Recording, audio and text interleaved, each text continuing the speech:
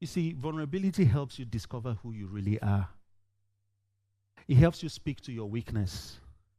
It helps you define your masculinity.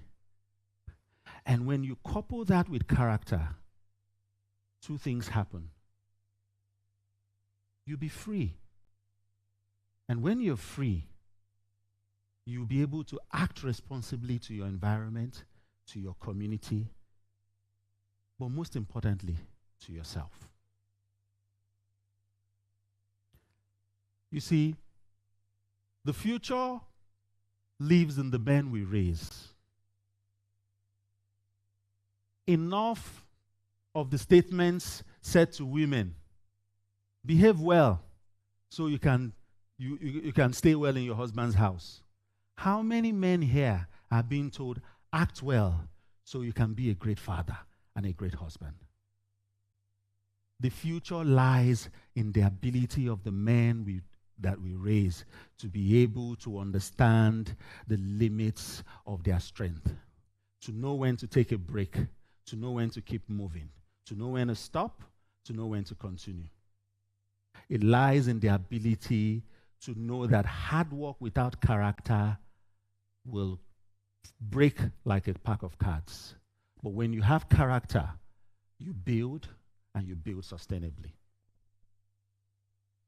And one very important lesson we must leave here with today is that as we build a community, as we build a nation, it starts with the man. A boy raised right becomes a great father. I was raised by my mom. I was taught the essence of manhood. I was taught the concept of responsibility. Today, I'm raising my 5 children, biological, and more even non-biological children who God has brought my way. I'm raising them with the lessons that I have learned from finding my reading. As you raise your family right, you build the right community because it all starts from home. And if we build the right community, we will build the right nation. And if we build the right nation, a lot of the problems we complain about today will not be there anymore. Because we will have leaders, and if they can lead themselves, they can lead the society. And we will have a society that is built on values and virtues that have defined us. Because at the end of the day, it all starts with one boy learning the basics, finding his rhythm, just like the grinding stone, learning that it's not about speed, it's not about being slow, but about finding the right pace, getting it right to get the right result. Because after all, it's not about doing the extraordinary, but doing the ordinary thing extraordinarily well. Thank you very much.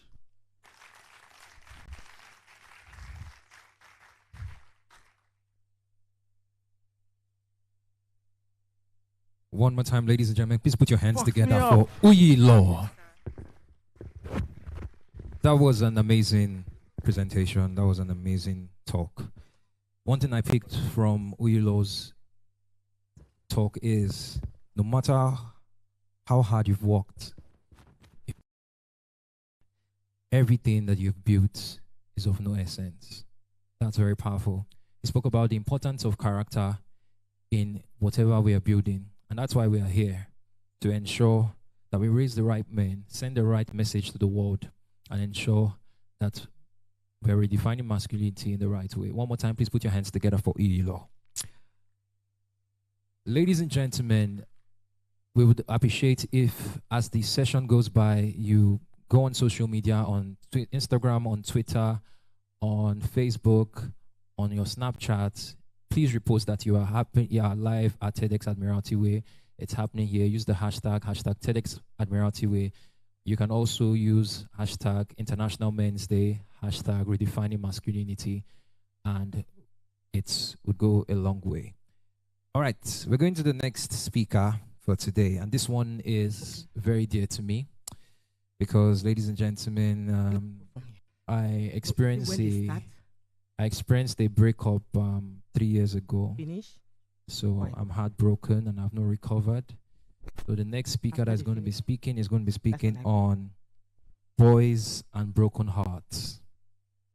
So I would encourage us to pick up our writing pads.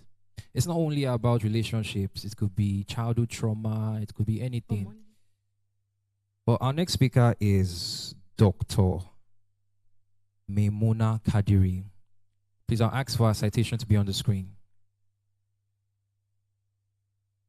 All right, Dr. Maimuna Yusuf Kadiri, popularly referred to as the celebrity shrink, is a multiple award-winning mental health physician, advocate, and coach. She's the medical director and psychiatric in chief at Pinnacle Medical Services, Nigeria's leading foremost psychology and mental health center, prominent in the application of innovative clinical approaches in management treatment of a wide range of psychological, emotional, behavioral, and mental health related disorders. Ladies and gentlemen, if your hands are not too busy, please a round of applause for Dr. Maimuna Kadiri as she comes on stage. Thank you. A round of applause for her. She keeps coming. She's looking very beautiful today. I'm ready to listen. My relationship must work. Good morning, everyone. It's good to be here. I can see everyone, but not everyone can see others. And that's the beauty of when you are in a position of advantage. Like my citation has been read, but it's very easy to just go away with. Don't bother with that. Go with the word paste. When you copy, you paste. I'm a psychiatrist, an advocate, a storyteller, a therapist, and an entrepreneur. With that, you know who Dr. May is in 30 seconds. So for today, it's all about redefining masculinity. And I'm particularly excited because we have women empowerment, which is good, the patriarchy system, which is okay, and all that. But from the viewpoint of a psychiatrist, I always tell people, when we are doing this for our girls and women, let the men and the boys be in the room. Because by the time they get out, everything disappears or they cannot even execute. So we need to bring the boys closer. So no one is left behind. As a young medical doctor, I once had a young man dressed in confidence come into my office. Tailored suit, gold wristwatch, calm smile. But the moment I asked him, "How are you really?" he broke. Through tears, he whispered, "Dr. May, I don't know who I really am without being strong." That statement never left me, because I've encountered a lot of men looking good on the outside, but right inside, they are drowning in silence. From a very young age, our boys are told you must be the provider. You must not cry. You cannot show your feeling. Man up, be a man. Men don't cry. And that is how it is. But when life happens, job, they have relationship issues, the expectations become so heavy. It doesn't reach out. He hides behind that smile and expensive suit because along the line, we have told him that his worth is tied to what he can give, not truly who he is.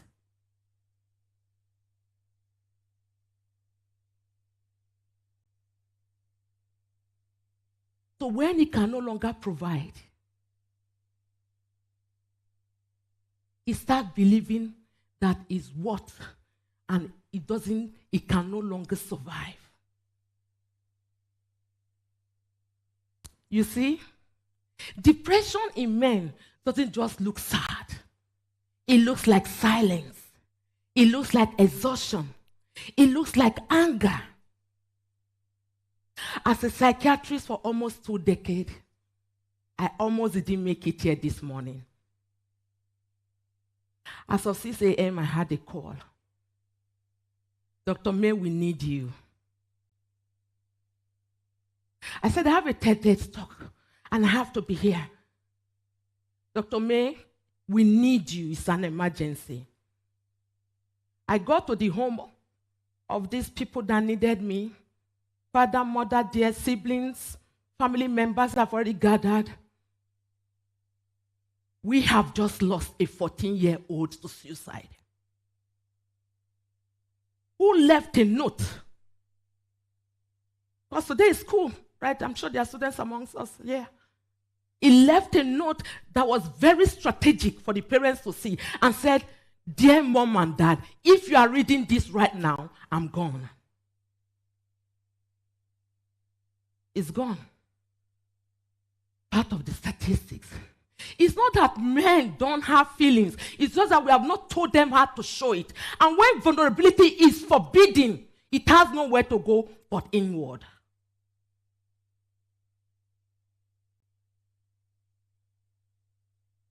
Across Nigeria and across the world, there's a silent pandemic of men suffering.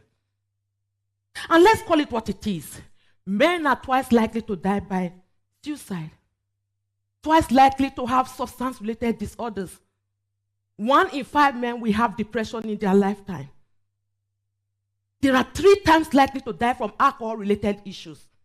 And in trauma or war zone, they bear the brunt of more post-traumatic stress disorder.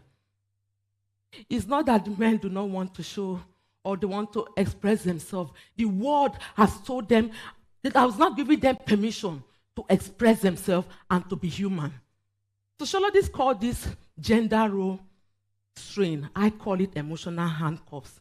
Because the world makes men to bear that burden of carrying the family, home, the work, their reputation, but yet forbids them to drop it down. The cost of this isn't personal. It is generational. Because when a man is emotionally wounded, the family bears the pain. When husbands are disconnected, the boys inherit confusion. And when the workplaces ignore burnout, the economy loses its creativity and focus. This isn't a mental health issue. It is a developmental issue. Because we cannot build strong economy on suppressed emotion and silent suffering. Healing. This TEDx talk today is not about men. It's about us. It's about the society that shapes us. Where we encourage our girls to communicate and our boys to compete. Where we tell our daughters to speak up and our boys to man up. So it is high time for us to develop emotionally intelligent men, not emotionally restricted men. When men heal, everyone heals. Homes become safer. Workplace becomes saner. The community becomes stronger. Healing is not about being weak. It's the most masculine thing for men to do. Therapy is not about being broken. It's about the courage to heal. So when a man sits down and says, I am tired, it's not about defeat, it's about transformation. Healing helps us to unlearn silence, confront trauma, rebuild our self-confidence. To redefine masculinity is to redefine power. Not the power of domination, the power of compassion. And trust me, that is the power the world truly needs right now. To redefine masculinity is to create space for softness and strength.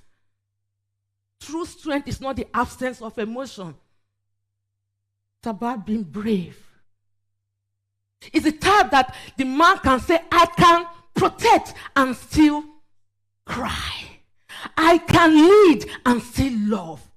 I can be strong and still seek for help.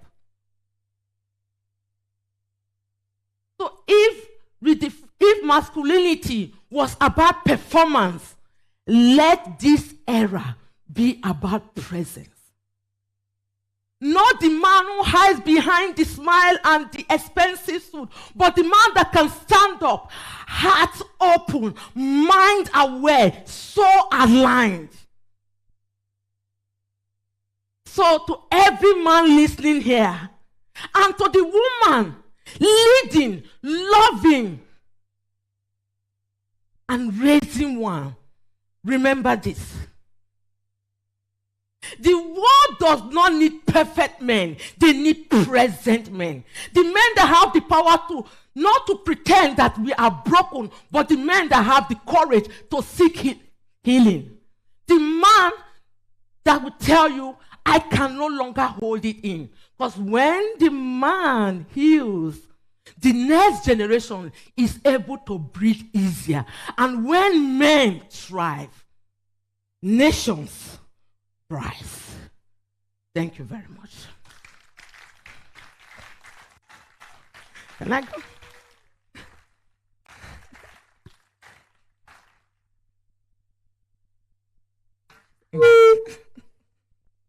Ladies and gentlemen, a round of applause for Dr. Mimuna Kadiri. That was an awesome TED Talk. She spoke on the importance of vulnerability. Men have to speak up. It's very important in our society today. A number of men, according to statistics, are showing that men are committing suicide because they do not know who to speak to. They do not know who to open up to. And they are not even sure whether the people they open up to can be trusted or will understand. Some are even going into alcohol. And Dr. Mimuna has stressed on the importance of being vulnerable enough to open up and speak up. And I hope her TED Talk blessed you. All right? Thank you so much. One more time, a round of applause for Dr. Mimuna. Thank you. All right, before we go to the next TED Talk, I have an amazing information from Utiva. Utiva is giving out 10 scholarships today. Utiva is into tech. So they are giving out scholarships for tech courses, free tech courses, just for 10 people today. But I'm going to be engaging the audience. And this is very impromptu, but if you have an idea worth sharing that relates to our team, Redefining Masculinity, if you want to give a 1-minute TED Talk and your TED Talk is powerful, kindly give me a show of hands and I'll invite you forward and you address everyone. We'll give you your tape as well and you also get a free scholarship to Utiva, the student, and it's open to every other person. So show of hands. If you're brave enough for a 1-minute TED Talk, this might be your opportunity. Any student? I'm giving out 5 now. So anyone? Are you shy? Men, speak up now. All right, please step forward. A round of applause for her.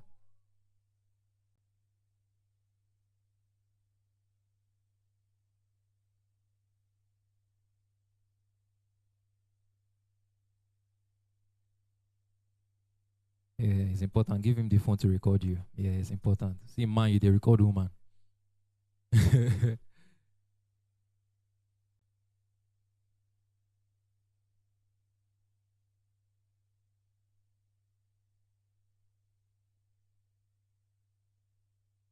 All right, please give her a microphone.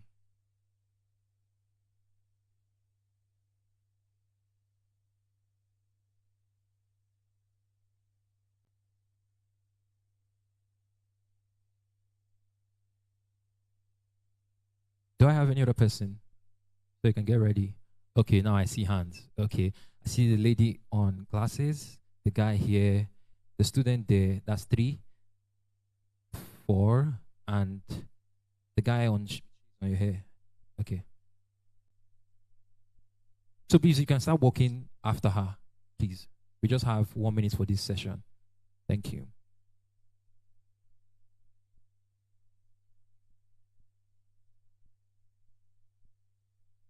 My phone.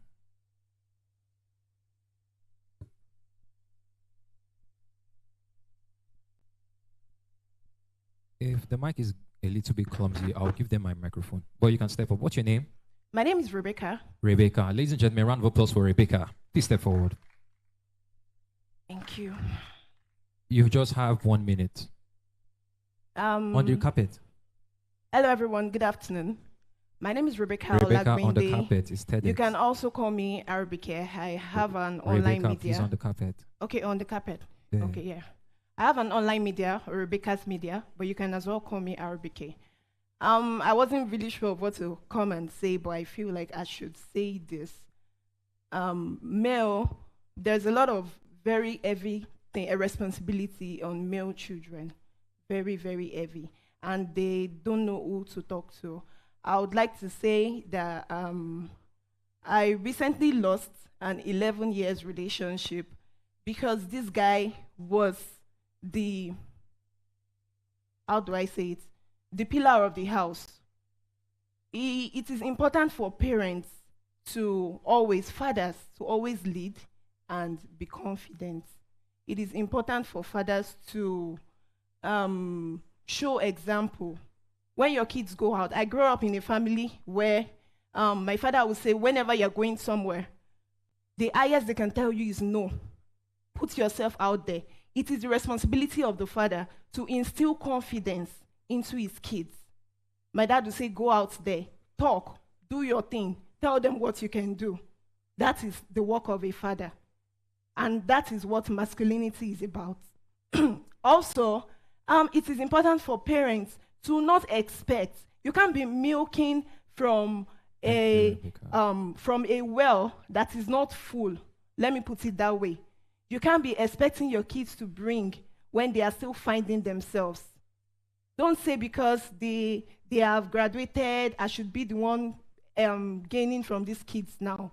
No, it's still your responsibility, even when your child is walking. Rebecca, thank you. All right, thank you. Sorry. A round of applause for Rebecca.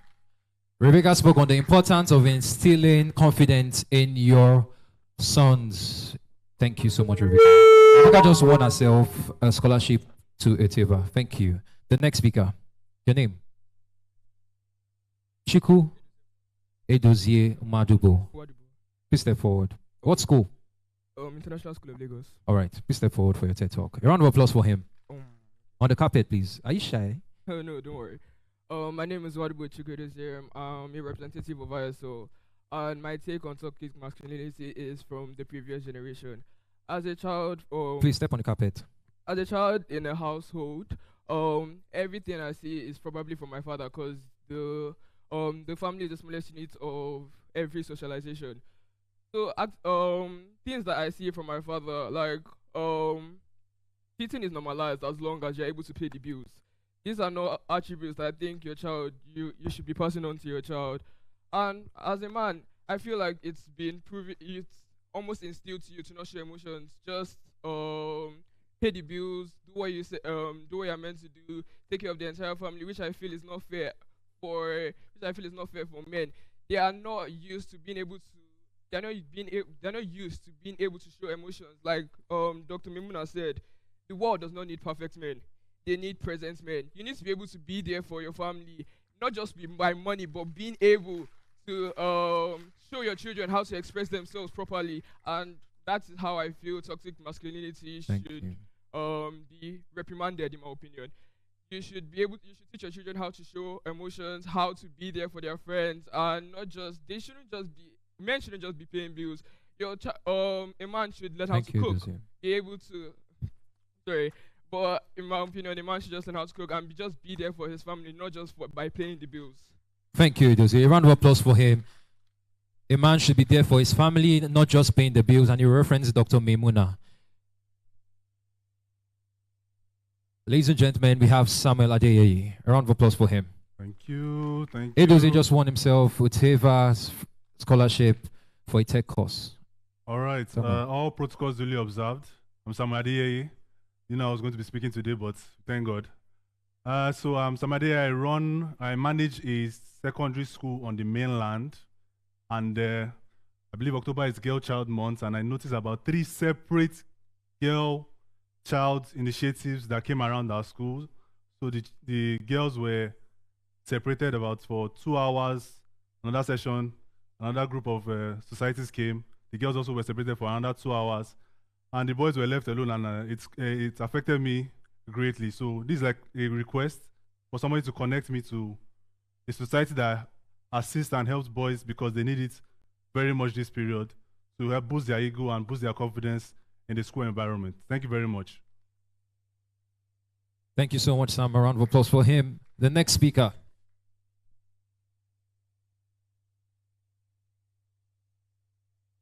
We have Daniel Diabo. A round of applause for him. Please put your hands together for these guys. It's a lot of work to be on this stage. All right. Very good afternoon, ladies and gentlemen. I'll just get straight to it because 1 minute. I recently had a profound thought about men being the head, and it came from just looking at the 5 senses that are on the head. So first one is sight. I think every man should have vision, right? Your entire life starts from having a vision, understanding the purpose of your life, and knowing what you want to do. Because you need that to lead yourself, lead your family, and lead the entire society. Second one, ears, you hear. I think it's high time men started listening, right? Active listening, not just listening to say what's on their mind, but listening to understand what other people are saying. And I dare to say, especially the opposite sex. A lot of women say men don't listen. I think it's high time start listening, right? That's the ears. 2 or 3 rather, the nose, perceive, right? An average man should learn how to perceive things beyond just what you see, beyond just what you hear, but be stable enough to observe and perceive what people are not saying. My time is up. Then the last thing I would like to talk about is the skin, feel. It's high time men started feeling things, right? We need emotionally intelligent men, emotionally available men. Yes, we need to be strong, but also need to feel the pain, feel what other people are going through for us to help them better. I'm not out of content, I'm just out of time. Thank you for listening to my TED Talk. Wow, that's amazing. A round of applause for him.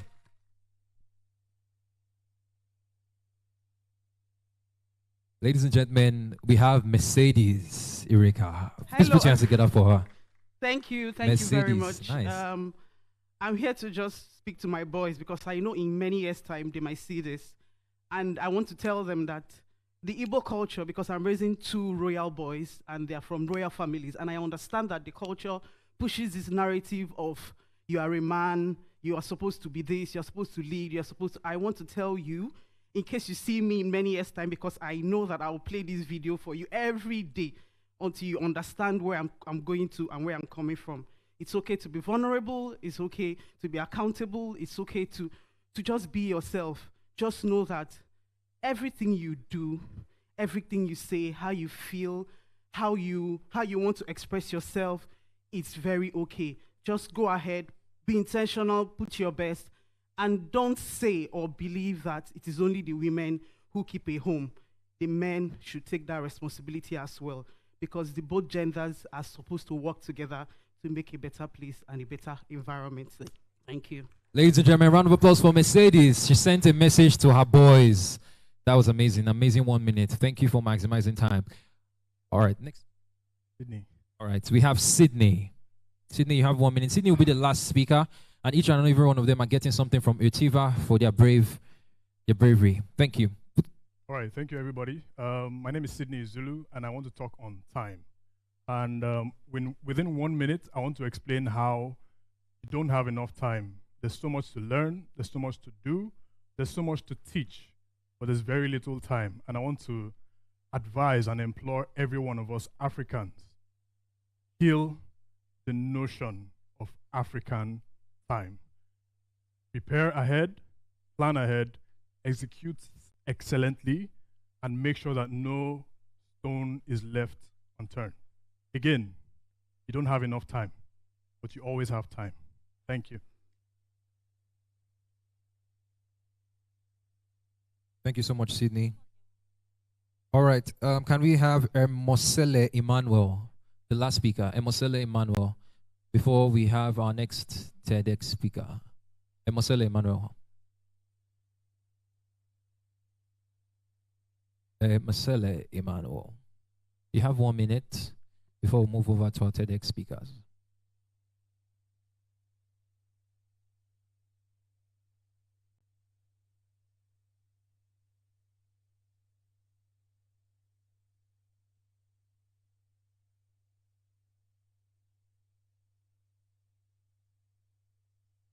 Good afternoon. I'm Ermosele Emmanuel, a final year pharmacy student of the University of Benin. So I want to urge all men that we should seek therapy when necessary. Yeah, therapy does not show weakness. When you feel you are down, you need help, seek a therapist. It will go a long way. Personally, I've suffered from like some real mental health issues, and yeah, I've gone to therapy and it has really helped me and it has healed me. Many of us will go through serious heartbreak, and it takes a lot on us, because imagine investing a lot into a relationship, then everything just crashes out of the blue. So yeah, please seek therapy. It's very, very necessary. Therapy does not mean you are weak. It means you are strong. Yeah. Thank you very much. Thank you so much, Marcelo Emmanuel. Can we put our hands together for all the impromptu speakers that came on stage? Aside getting their videos, they have a free scholarship courtesy Otiva, which provides tech courses as well as other options. And that was an amazing one because it was very impromptu and they came and they delivered. And that's amazing. A round of applause for them one more time. Ladies and gentlemen, moving over to our next TEDx speaker. I would love you guys to guess. He's a Guinness World Record holder. Can you echo his name? Can the technical team please give me his citation on the screen?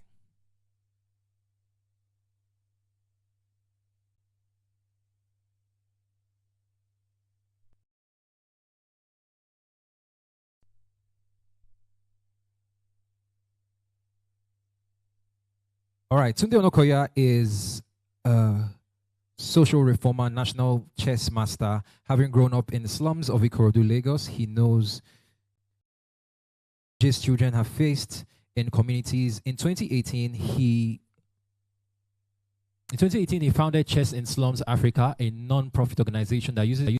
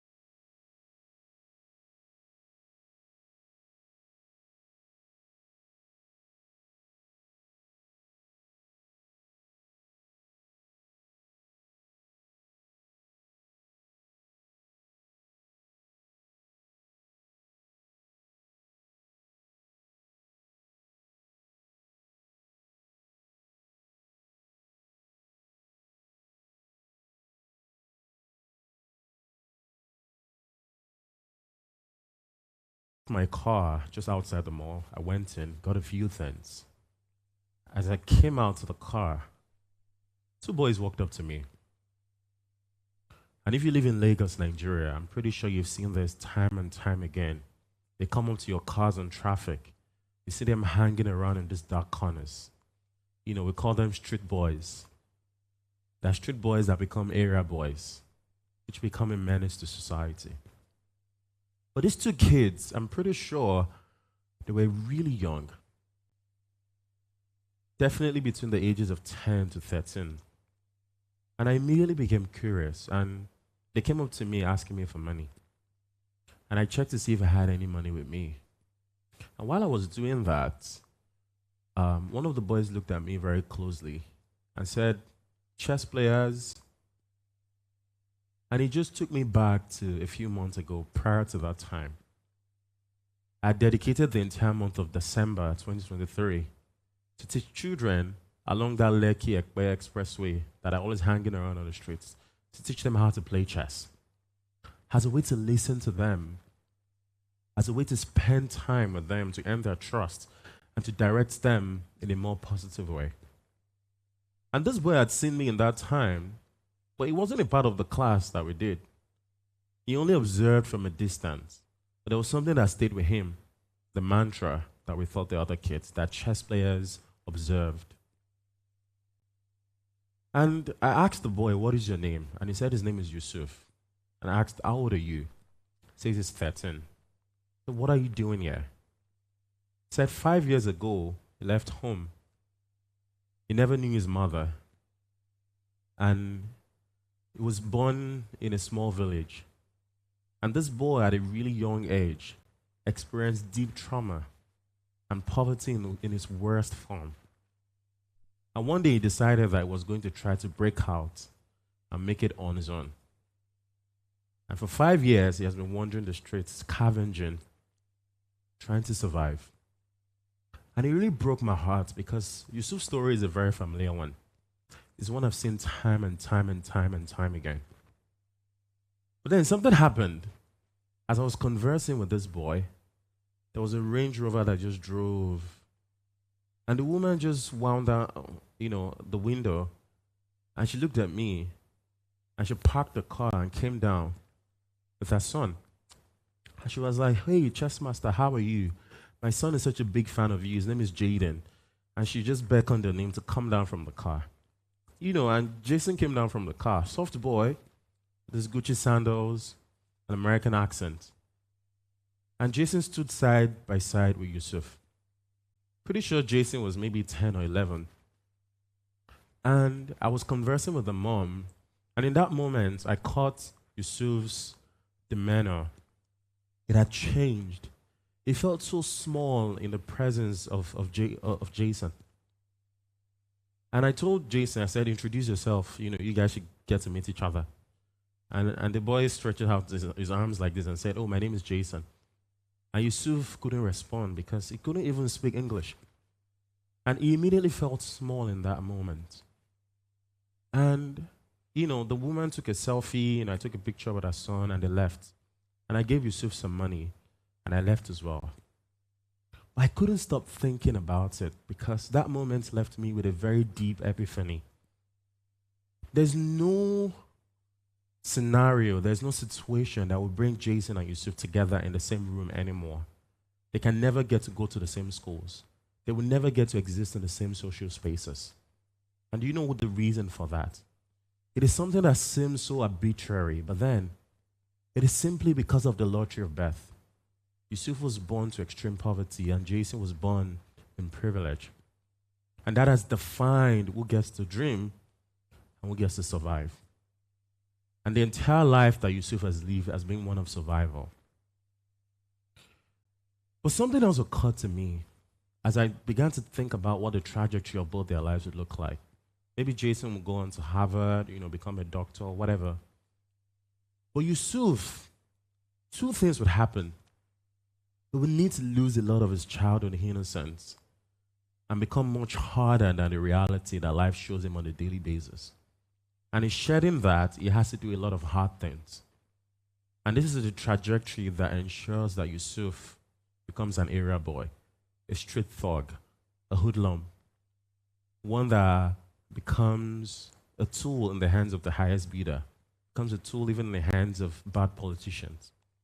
And when he becomes an area boy, we complain, we say good for nothing, they're useless people. But Yusuf was neglected as a boy because no one saw him. Now, I'll tell you the second story. Remember, I have just 3 stories to tell. Sometime in 2018, I had an idea to use chess as a tool to help children in impoverished communities develop a new sense of identity.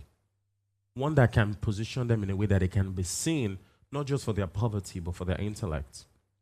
And that stems from my own personal story because I grew up in the slums and someone gave me a chessboard and it helped me find my place in the world. And I dedicated my entire life to helping other children like me find their place in the world as well. Now to the second story. I was driving in 2021 at Oshodi Under Bridge, and for those who are familiar with that place, it's one of the dens for criminals. And my car was stuck in traffic. And a boy came up to the car and he was asking me for money. I didn't have any money. So I tried not to maintain eye contact. So I drove off. The following week, I had another experience. I was stuck in traffic, and some thugs came to my car with knives, and they were banging the window and asking for money. These two incidents were separate things, but it takes deep wisdom to be able to connect the dots. Because the child that I neglected will someday lose that innocence and become the thug that wouldn't have to beg me for money, but would take it with violence. And because these two things are so independent of each other, we don't understand how they're so deeply intertwined because, again, it is the boy that becomes the man. So what happens in that gap? So I decided to take a few chessboards and I went to Oshodi Under Bridge, gathered all the boys together, started to teach them chess. And after many months of doing this remarkable work at Oshodi Under Bridge, we were able to save 50 of those boys and help them find their place in the world again. Some of those boys have gone on to win local and international tournaments. And one of them, the boy who won the tournament, Fawaz, who used to be a street kid, is a software designer and also runs his own fashion brand. A lot has happened in that time. The third story is this. Earlier this year, I was in Times Square, and I was breaking a world record for the longest chess marathon again. But this time I wasn't alone. I was with 5 children right in the heart of New York City that had come from some of the world. And they won silver medals. They even won the gold medal at the United Nations Chess Championship.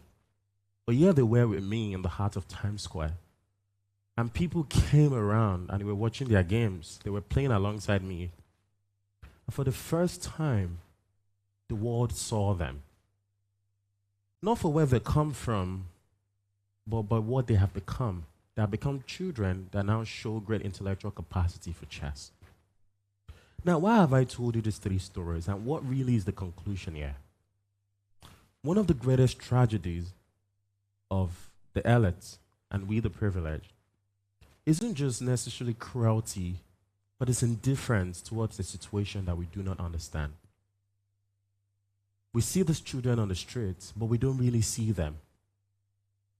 We don't see them because we don't have a lens of compassion and empathy to see that they're just like us. And the only arbitrary thing that separates us is the lottery of birth. And that is why I've dedicated the last 10 years of my life to wearing big caps for little children. So for the first time, the world can see them a bit differently. Not for what they are, what they look like presently, but for what they can become. And this is what happens when a boy sins. He becomes so much more than his mistakes. And it comes to the full realization of the potential that he has. And I'll tell you this, right? And this is a simple but very urgent message for all of us.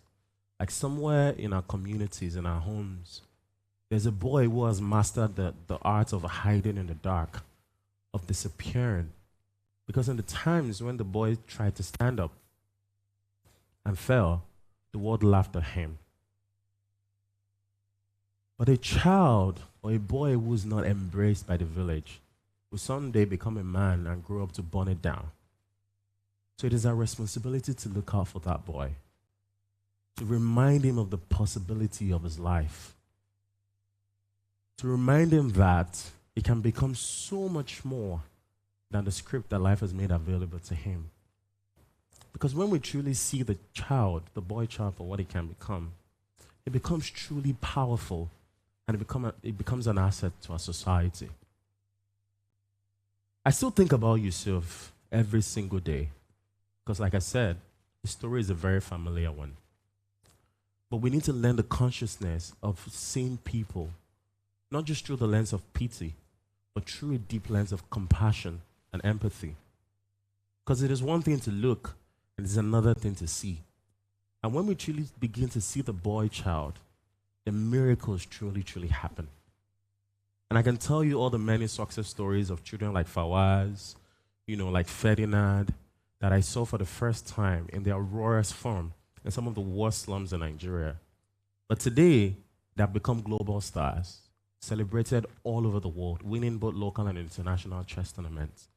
Because for the first time in their lives, somebody saw them.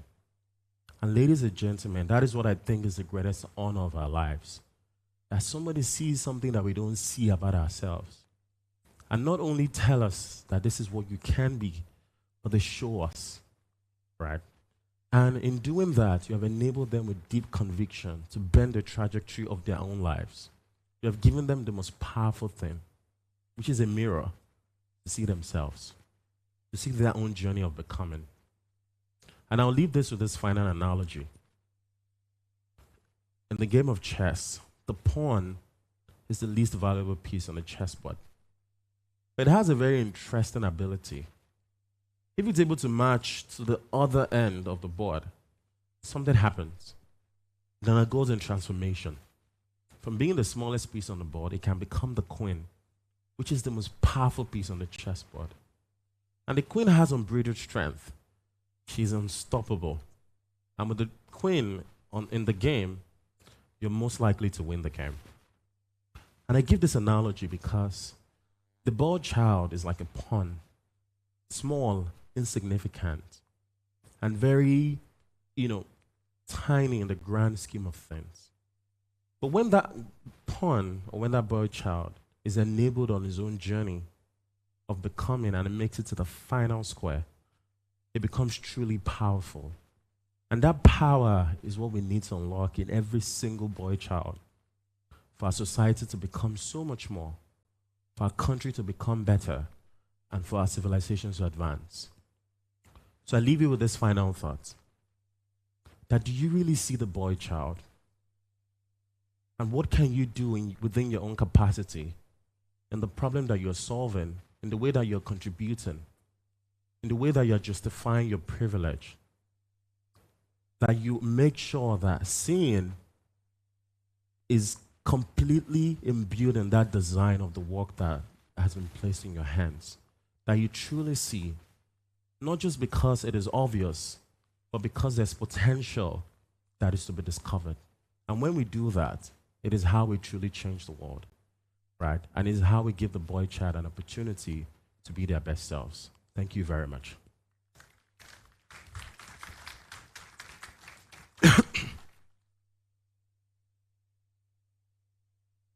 One more time, ladies and gentlemen, please put your hands together for the chess master, Tunde Onokoya. That was an amazing TED Talk. He spoke on checkmating the streets, what boys can become when they are seen. And I hope each and every one of us got value from that speech. Ladies and gentlemen, going forward, I'm going to be inviting my co-host, who is going to be taking us through this event together. Ladies and gentlemen, if your hands are not too busy, she's a beautiful, gorgeous-looking lady, one of the finest in the art of event hosting. Please put your hands together for Violet Uchiata. Yeah, works good. All right, there we go. It's working.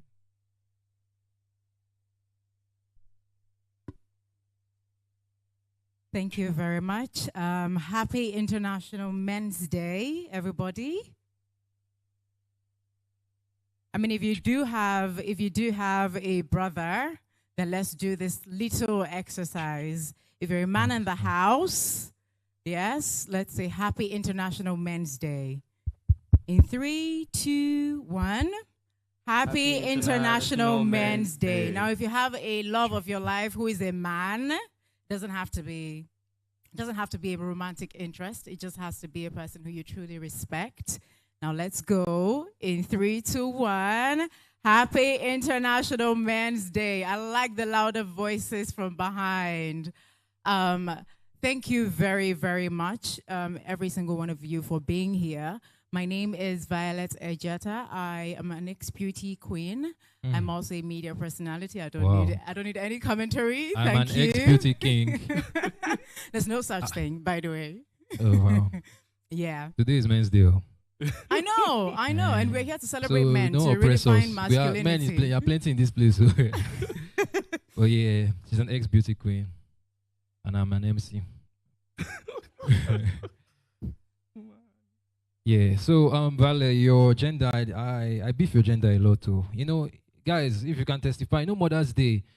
You know we have like more than 4 Mother's Day in a year. Are you with me, right? But the only International Men's Day that we have, do you know that we are also sharing, today is also International Toilet Day. Because I'm not even kidding. I'm not kidding. Check it. Because men are. We are brave. We are amazing. Men We are. amazing. Whatever We're you strong. say is what you are at the Yeah. end of the day. Men are what? Amazing. We're strong. We're great. We're solid. We are the backbone. We are your ribs. Woo! Yeah. Okay. Yeah. Okay. Yeah. I was gonna say men are flushers, but okay. No. Violet. But yeah. Yeah. Let's go with what you say. You're Yeah. our ribs. Yeah. So please, guys, remember to use Instagram, Snapchat, Twitter. Let people know that there's something happening today for International Men's Day. Use the hashtag live at TEDx Admiralty Way. All right. So we're going to be having spoken word. It's going to be taken by Gray Mataya. Please put your hands together for him.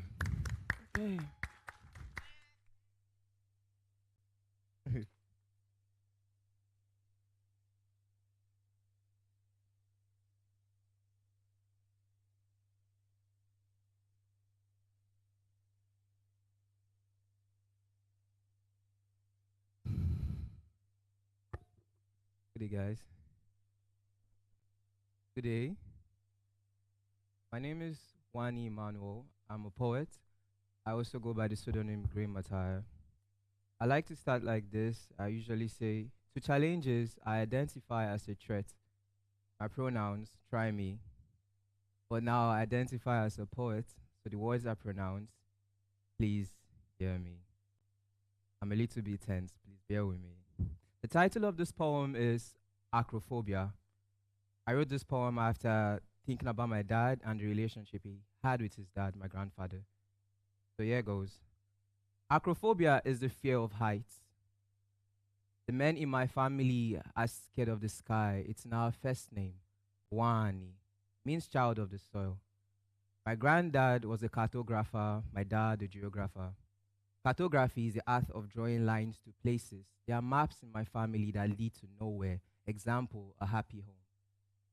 I am studying the palms of our family tree because destiny is map reading too. Once, I saw tremors, waterfalls in my sister's eyes. I know the geography of living is stitched in the genes my dad passes to me. But I still have to stare at the sky because they say men of this family, sons of this family are brilliant, but we all know sunlight can be blinding. Because I had a granddad whose intelligence was so heavy, it crippled him into a wheelchair. Then the grave because he wouldn't prostate to cancer. Be a man.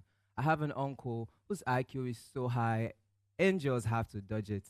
But sometimes he's always more stoned than Stephen. Some days he looks like Medusa's victim. Stuck in the status quo. This brilliance can be feathered, but the sky is hard for us to reach. I wonder why the men in my family are scared of heights. Is it our first name? Enugu is literally on a hill. Child of the soil doesn't mean the ground will keep burying us like hatchets. I ask, is acrophobia really the fear of heights or the fear of falling down? Why did the men in my family choose to not divorce the ground? My granddad said over his dead body, would his son become a pilot? His son replied over his dead body, would I go to Zaria to be a pilot? You see how trauma is hereditary. Even chromosomes are shaped like thread. The fear is being stitched into the genes these men passed to me. So I write poems in reaping metaphors, an attempt to shred the first name, so it won't be soil enough to bury me or gravity enough to hold me. The men in my family are scared of the sky, but this poem and this poet is an attempt to fly. That's the first poem. So this is an ending note to thinking about what it is to be a man. I wrote that poem when I was younger, so this is like a reply to it. My father's name was something too heavy to say when I was young, but I've grown a bit now, so I can almost translate his temper. To be a man is to provide even if the after effect is your heart, and to be a father is to love in hard places even if you are suffering. When we were younger, my sister was trapped in between a noose and death. My father heard the pain in my voice and ripped the cord thicker than my arm. But the funny thing was there was no applause, no accolades, no applause. Because I am today's years older and I understand the translation of father. It is to be a synonym for strength, for silence, yet safety. Society says the language of manliness is utter silence and hard rocks. My father rarely talks about his pain until he becomes a surgery, such as the surgeon of a man, to search for ways to hide his ache. So I do not agree with how my father bottles his feelings, but I love him in spite. I use poetry too to bottle my feelings. Because being a man isn't really as easy as it is written in the dictionary. So Wani, child of the soil, I bear this name now proudly, because to some degree I bear some of his pain, and I truly understand what it is to be a man. Thank you.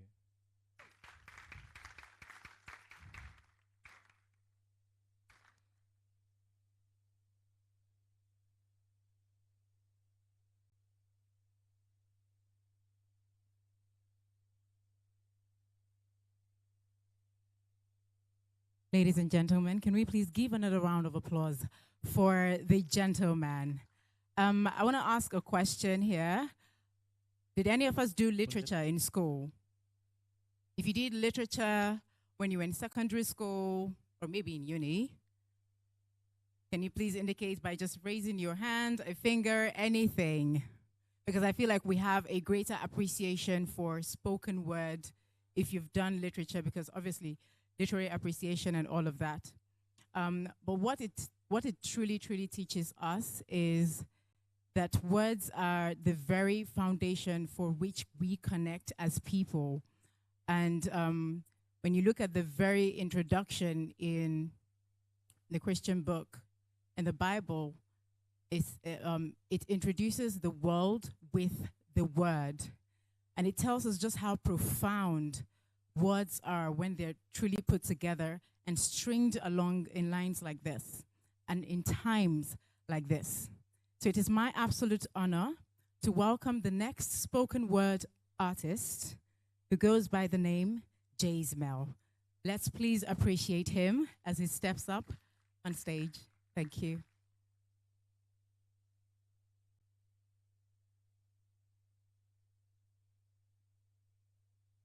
Hi, everyone. My name is Jaysmel Williams, and I am a writer.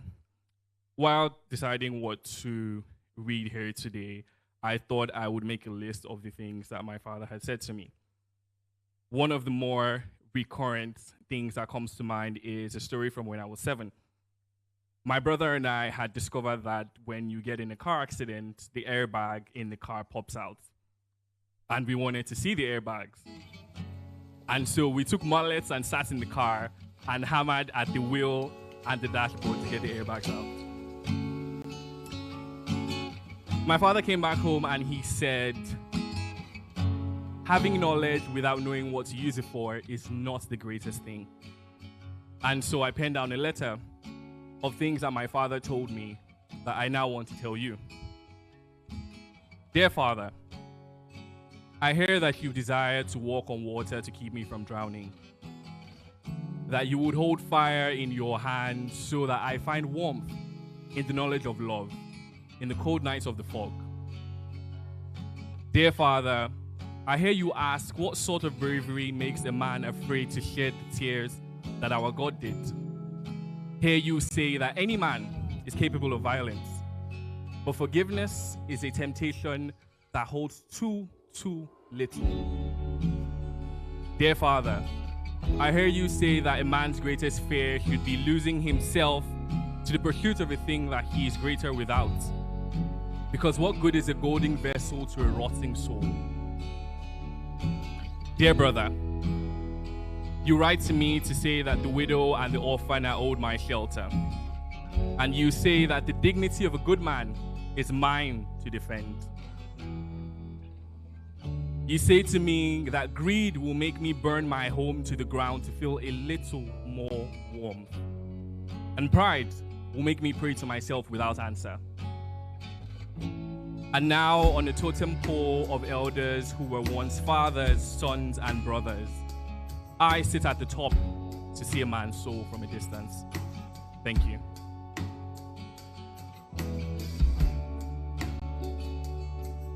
All right, ladies and gentlemen, please a round of applause for Jazmel. Thank you.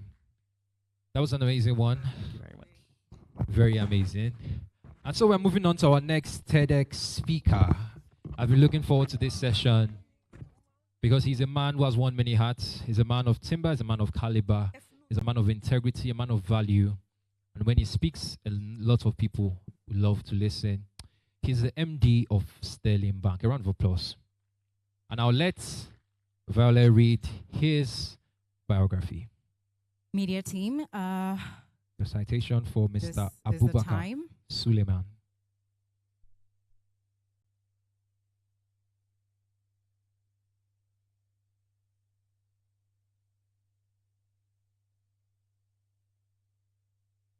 Sorry, sir, we're not like this. So,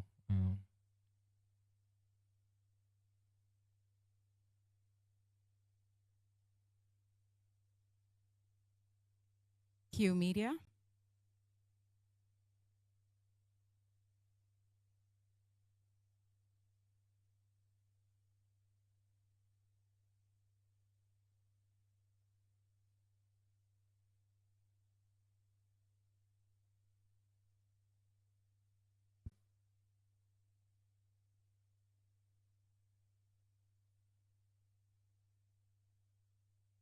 all right, if his citation is not ready, ladies and gentlemen, if your hands are not too busy, please come put our hands together for Mr. Abubakar Suleiman, the MD of Sterling Bank. Thank you.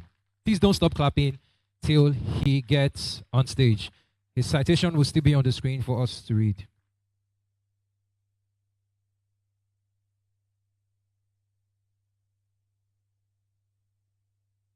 Please don't stop clapping till he gets on the red carpet. Thank you.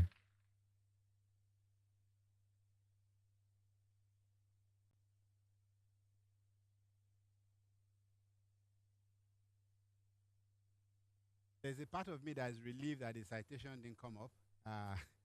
Usually tends to be longer than I think it should be. What makes a man? Is a question that I don't think we ask often enough. I think there is an assumption that we all understand what it means to be a man. And so we live the life that has been defined as we've inherited it. I have a view, I have a perspective that the relationship between masculinity and men is one that changes over time. Sometimes we think that men design this world, that in fact the world is what it is today because men decided what it should be. I have a perspective. I don't think it's necessarily true. I think that the world, when it started, was a very dangerous place. And that it was so dangerous that society needed to figure out how to survive. The first set of dangers that you encountered was from the environment itself. It was wild animal. It was just places that was unsafe. It wasn't just places and animals. It was also people. That meant that people were not safe around them. And so society decided that they will define a role. And the concept of patriarchy came about. The job was defined for men. Masculinity was the job description that was given to men in a world where the only way your clan, your family, your community survived was that somebody played that role. Somebody had to stand up and face the danger. Somebody had to give instruction that needed to be obeyed without question. Because if you did at that time, you didn't survive. And so when we look at masculinity and we look at patriarchy in the context of today, we make it look like men created patriarchy so that they can dominate people.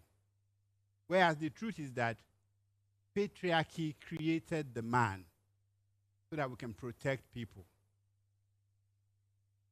But the world has changed. For the first time in a very long time, we have a society that has the capacity to protect people. So the job of protection is no longer that of the head of the home, no longer that of the community leader. It has become a social commitment. And we have developed capacity to execute this. We now have laws, we have enforcement. And so a woman doesn't need to rely on a man, on the father, or the husband to be protected. They now can rely on the society to offer that protection, at least in most societies. It's not true of all society, but the more developed countries have the capacity to protect even the child, the girl child. And the second reason masculinity mattered before was that somebody had to provide. Somebody needed to put food on the table. 100 years ago, 1,000 years ago, that someone was the man. But today, the way we earn a living is no longer primarily about your strength or your courage. It's no longer about your ability to fight off wild animals or to go hunting. Increasingly, it is intellectual. And in this space that we are, a space where the society is increasingly providing the physical protection that we need, that women need, that children need, women are now capable of earning. In fact, in many cases, they can out-earn the men. And so suddenly, after so many years of being told, be a man, aren't you a man? Is there any man here whose parents haven't once said to you, your mother didn't say to you, are you a girl? I'm sure there is none. At some point, somebody challenged you to be different. And embedded in that challenge is that you be masculine. And the definition of being masculine is that you take charge, you take control, you give order, you decide, you're not questioned. That's how we grew up. And there are still communities today where if you take away that, if you take away that chain of command, somebody will die. Because people are still in some places trying to stay alive, and the society is not yet in a position to protect them. But for the majority of us, for those who live in big cities like Lagos, the society is able to take care of some of that now. But most importantly, the women are able to provide for themselves. And so, after so many decades of being a man, you are left wondering, what's my job? Because for many of us, the best way to break a man, a masculine man, is to take away their responsibility. If you to take away that role that they were equipped for, they were trained for, not by themselves, they were trained by the women folks, they were trained by their parents, by their father. Suddenly, you have a spouse, and they don't need you. They can go out, drive themselves. The society is safe. They can come out at night, and nothing will happen to them. They also have a job. And then you start to ask, what is my job? Because nobody prepared you to be in the relationship that you are in today. You were prepared to be in a relationship where you took full responsibility. You provided for everyone. It was your job. And once you don't have that job, once the job goes away, you have no job, and many of us are lost. And when you are in that situation, there are two outcomes. There are still a lot of people who are determined to be that masculine man. That job description that they were given, they still have it, and they read it. And this is the job of a man. That's my role. I must do this. And there are others that are confused because they no longer have that. They know that it's no longer there, and they don't know how to define themselves. They no longer know how to be a man in a world where men and women are equal. This is the challenge of today. This is the conversation we must have. And we cannot have that conversation if we think that patriarchy was the creation of men to dominate the world. I believe that men and masculinity was the outcome of patriarchy to protect the world that we were in. And so I have been asked, what does it mean today? What do I have to do today? Well, the first question is, who validates you? Because I hold the view that whoever validates you, to some degree, enslaves you.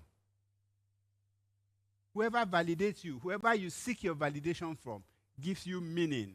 And the day they withhold that meaning, you start to lose your sense of self. And if you're validated by the society, as they defined it before, then you're suddenly in the position where you're lost. You must first and foremost begin to seek validation from self. You must be able to feel complete when you are alone. Because the moment you are dependent on anyone, even those that wish you the best for validation, then the day they withdraw that validation, you're lost. And today, if you are groomed to be an alpha male, to dominate, the world has withdrawn that validation. In many places, if you walk into the room behaving that way, you will not stay very long. Maybe it's not yet here in Lagos, but in many parts of the world, the certain behavior that we call masculine behavior is a shortcut to be kicked out of the door. And so where does it leave us? Well, my experience is first and foremost, you must be the man that the people around you need. You must be the man that the people around you need. Sometimes you will be in a situation where all they require you to be is a partner, is a friend, is a collaborator, someone to build with, someone to discuss with, someone who will listen. But there are times they would also need you to stand up because they need you to become that big werewolf that everybody is afraid of. Because you see, for as long as we live in a world that is dangerous, for as long as we live in a world that has dictators and autocrats, a world where one evil man can plunge us back into the darkness that we thought is behind us, we would always need people to rise up. We would always need people to stand up to them. The difference now is that being a man doesn't necessarily mean what it used to mean anymore. Masculinity is still needed because some situation needed to be dealt with. I remember when I worked on a dissertation about maybe 14 years ago. It was the thesis for my MSc degree at Oxford. And the title was Gendered Leadership in Major Programs. I don't remember much of what I did then, but what I never forgot was that gender was a concept. That the biological gender of men and male and female was very different from the social gender that was created about certain behavior, certain expectations. And so what we must now do is to ask ourselves, how do we redefine masculinity? That is time for redefinition. Because if you say men or masculinity was a function of patriarchy and patriarchy was about protecting and providing, well then anyone who can protect and anyone who can provide suddenly is exhibiting the masculine attribute. And you don't have to be a man in the biological sense to be able to do these two things. But this comes back to you as an individual. So if you are a man listening to me today, the most important work you have to do is to decide what makes you a man for yourself. Because that definition changes from person to person. If you've been in more than one relationship, you would realize that what makes you a man in one relationship may be too much in another. What makes you a man at home when you go visiting your parents and they are proud of you may destroy your relationship when you get back to your spouse.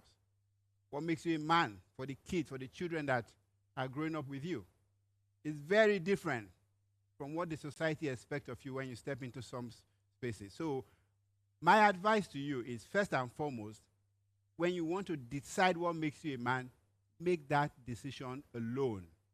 Decide what makes you special. It has to come from you being able to be yourself, because being masculine came at a heavy cost for everyone. For the men, you know the life expectancy of men in almost every community, it is shorter than women. For many of them, they never get to express their true selves. We're stoic. We act like we don't feel pain until we break. For the women, many have also been socialized to be feminine. And in some society, that meant somebody provided for you, somebody took care of you. And suddenly we are now back in a space where they say, no, we're equal. You have to provide as well. And you are caught up between, do I demand my independence to be able to go out when I want, see who I want, talk to who I want, and still ask that the man provide for me? Am I willing to pay the price to go 50-50? Or do I get to keep the masculine man who provides, and I get to be the feminist that I want? You can't have it both ways. Somewhere in there, there's also a price being paid by women. And as I round up, I want to remind us about this. Patriarchy is not a tool, it's not a bug. Patriarchy is a feature in our society. It was deliberately coded, and it served a purpose. Coming from that place of understanding, your engagement will be and has to be, how do we recode it? If the job has changed, the job that gave birth to masculinity has changed, then what is the new job description? What does it mean? It means be present. It means be vulnerable, but only with those that deserve it. It also means be independent. Society asks for much from men. And today, that ask is not the same as it used to be. The ask is, be strong, be independent, but be present when you are needed. Thank you very much.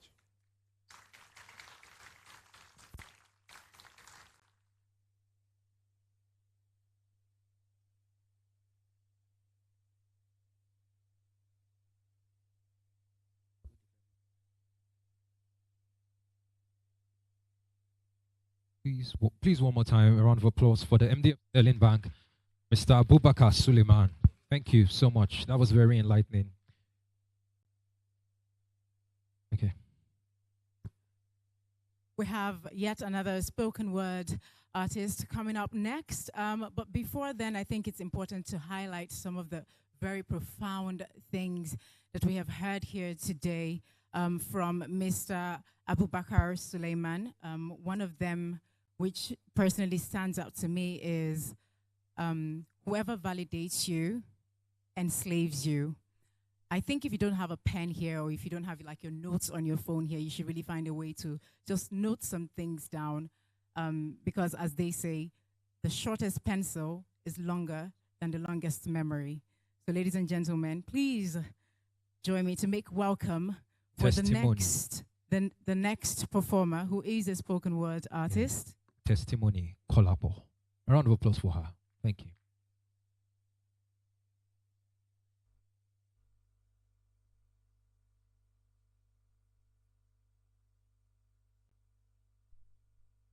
Hi.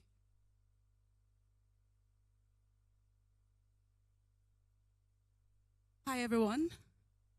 Hello, everyone.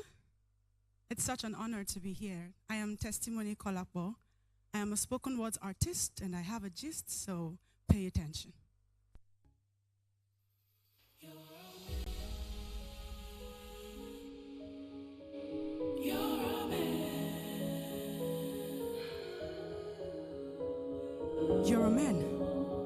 look like a zombie, express no emotions. Yes, that's how you get the attention.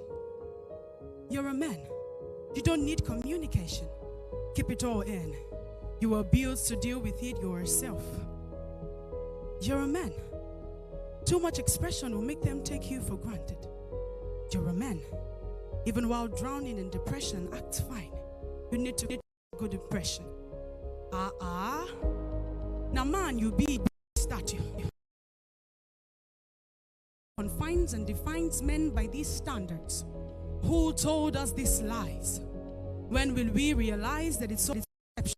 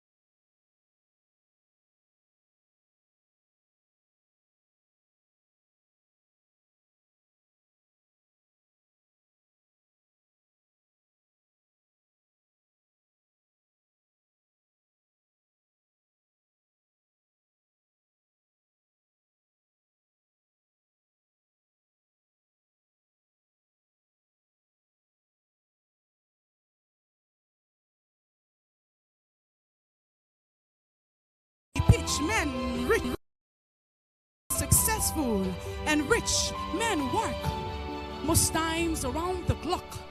Gen Z would say clock it, but we choose to mock it. And like a mock exam, we're always putting them under pressure. We measure their success by others' results. These men are national treasures, and they should be treated as such. So call that man an Odogo. Revere him and refer to his title as king. Ring it in his ears daily. Ease the burdens off his back, heavy like Ugo see Ugo. And don't say we go see Ugo win. It's not a contest. And right now, this could pass for a protest. If easy to be man, you say run am now. Stop running your mouth in an uncouth manner. This same mouth you used to demand manna. Give us our daily bread. After all, this man is the breadwinner and a great father. My Pale. This is my Idobale to you as the Bale of our home. The king of this territory, I stand. The commander in this military, I salute. You're not just a father figure. You hold the crown with so much vigor. This responsibilities, you're drunken like liquor, yet you fight even better than drunken master. Jackie Chan's got nothing on you. How would I have been able to pay my fees, have teas to wear, drink tea and bread, pay for my meds, pay for the books I read, if those everywhere read? You denied yourself sweet sleep to give us sweets like pimple. Snacks like galas, though it would make us gallant. Me low, so nothing would ever bring me low. Gin like it would ginger us. Capri Sun as though it would make us shine like the sun. Parago like it no go make me parago and walk aimless. You always said a man's gotta do what a man's gotta do, and like Scooby-Doo, we were busy eating the food you placed on the table. You're able, you stand gallant, and we can always fall backward. To the men who work tirelessly behind the scenes to make things work, we see you and we love you.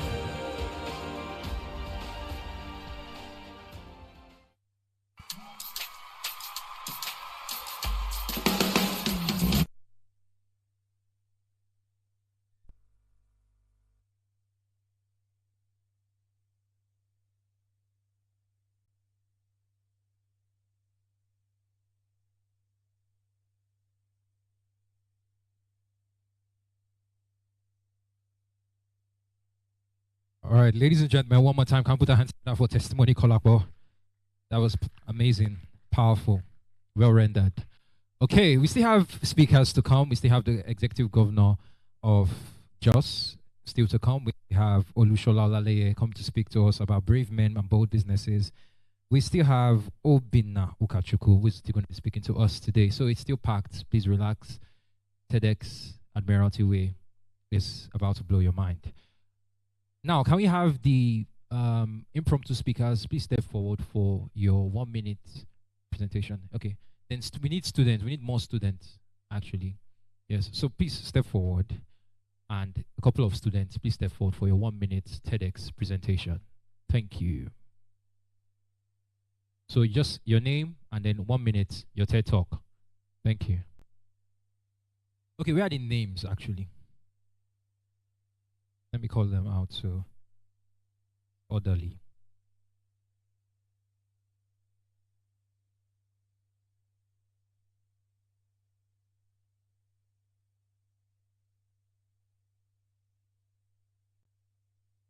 Okay, Isaac Balogun Finet, Yosu Heino Tona, Ahano Nuset. Okay, just two people. Okay, let's have Isaac Balogun Finet and Ahano Nuset. Please let's have the two of them, please. Finet and Set. Where are they? Please, can you please step forward?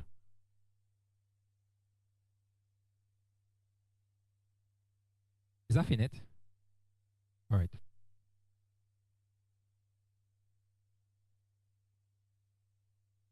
Please, where is Set?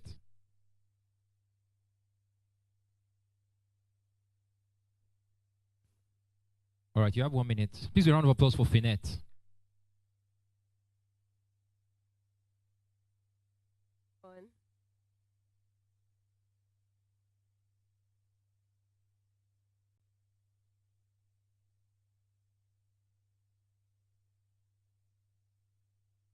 So it was on the 3rd of October last month, and my sister called me. Hello, Finet. Mom is not breathing again. What do I do? As the first child of my parents, of 4 girls, and my mother and father, I really did not know what to do. My dad was overseas, mom was here, and all of a sudden she died. My dad had to come back, and what do we do? I was very angry. And made this hard decision because it was something you could not change. It was something, I don't know how it was, but I was just angry with him from my side. And it was a reality that has not dawned on him. And he was just, take this. And he said we should not return back to the house. And I was like, I just got a new job. How will you tell me to not go to the house? I was like, hi. My dad was like, just stay here. And trying to get himself back. And I was still struggling. No. What's this? Not even wanting to understand. And suddenly, I went to church one day, and the person said, what is going to be the difference between you? Is, oh, I'm good. And what would be the difference between me and that knows something and this person that doesn't? Then I thought about it. Then I went back home. I called my dad, and he said, Finance, can I see you? And he cried. And that was it. I understood him. I now felt his pain, and I could relate and say, oh, truly, the men are going through a lot. That is very hard to voice out.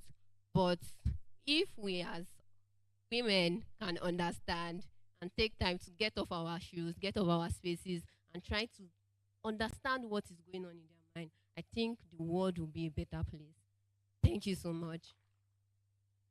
Ladies and gentlemen, round of applause for Finet. Thank you, Finet. That was an amazing one. All right, so the next spoken word presentation before it's a spoken word. It's going to be taken by Obinna Ukachukwu, who is our TEDx, our co-host for TEDx Admiralty, and is also going to be speaking at TEDx Admiralty. Ladies and gentlemen, can we put our hands together for Obinna Ukachukwu? as we invite Kelechi to welcome him. Thank you. Hi again, everyone.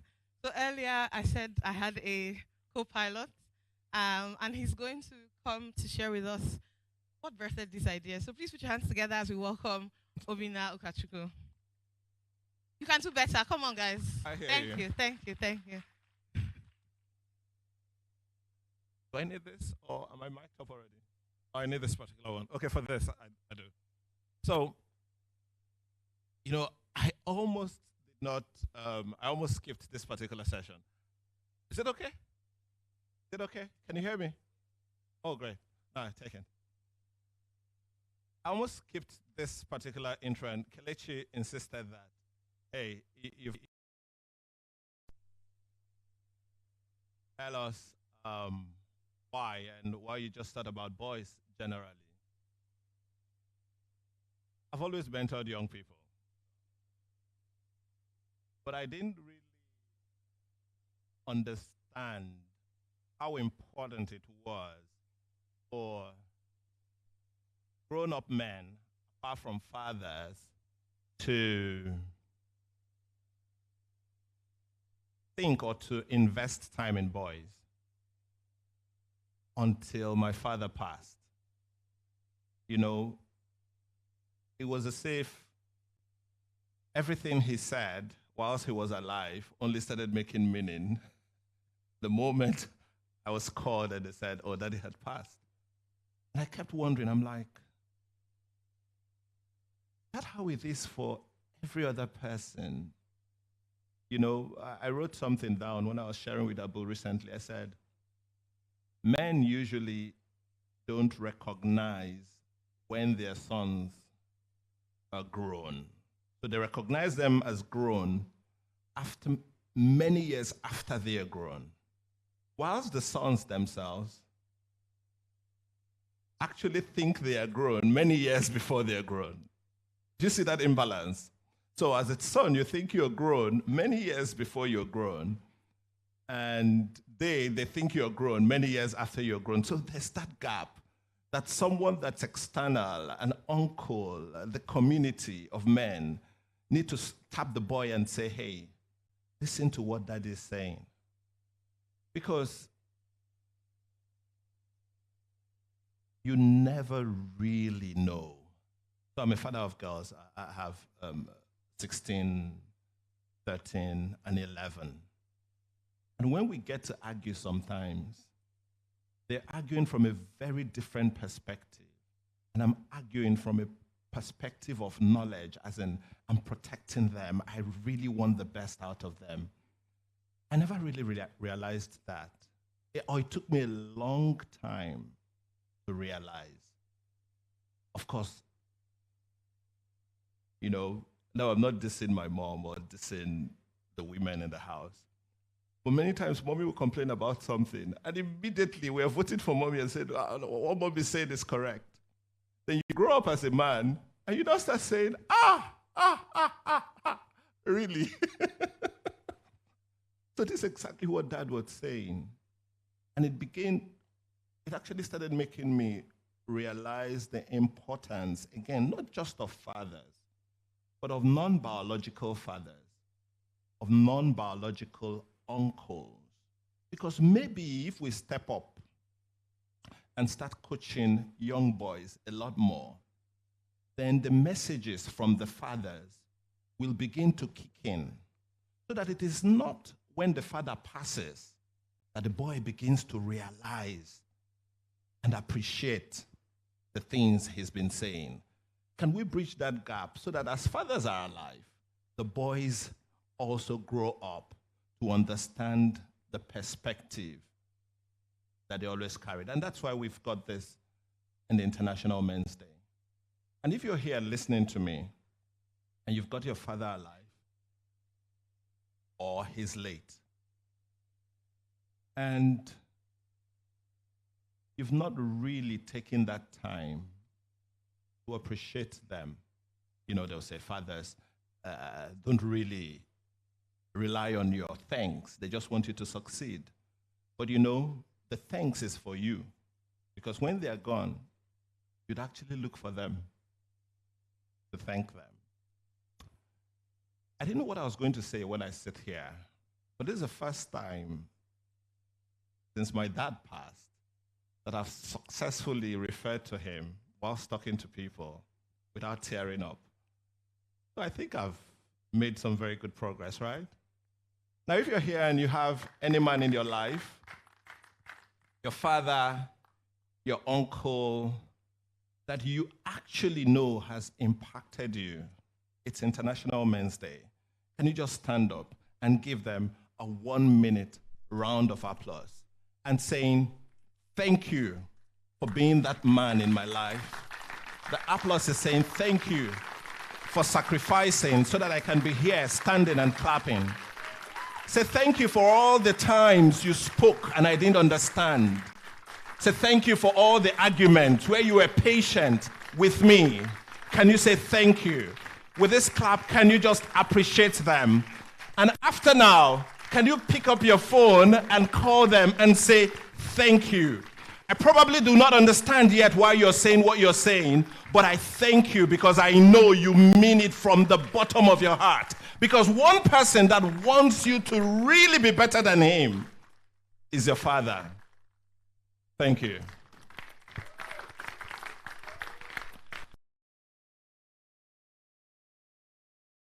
Come back, right? Don't mind me, I'm very comfortable in my skin. Yeah, really. When?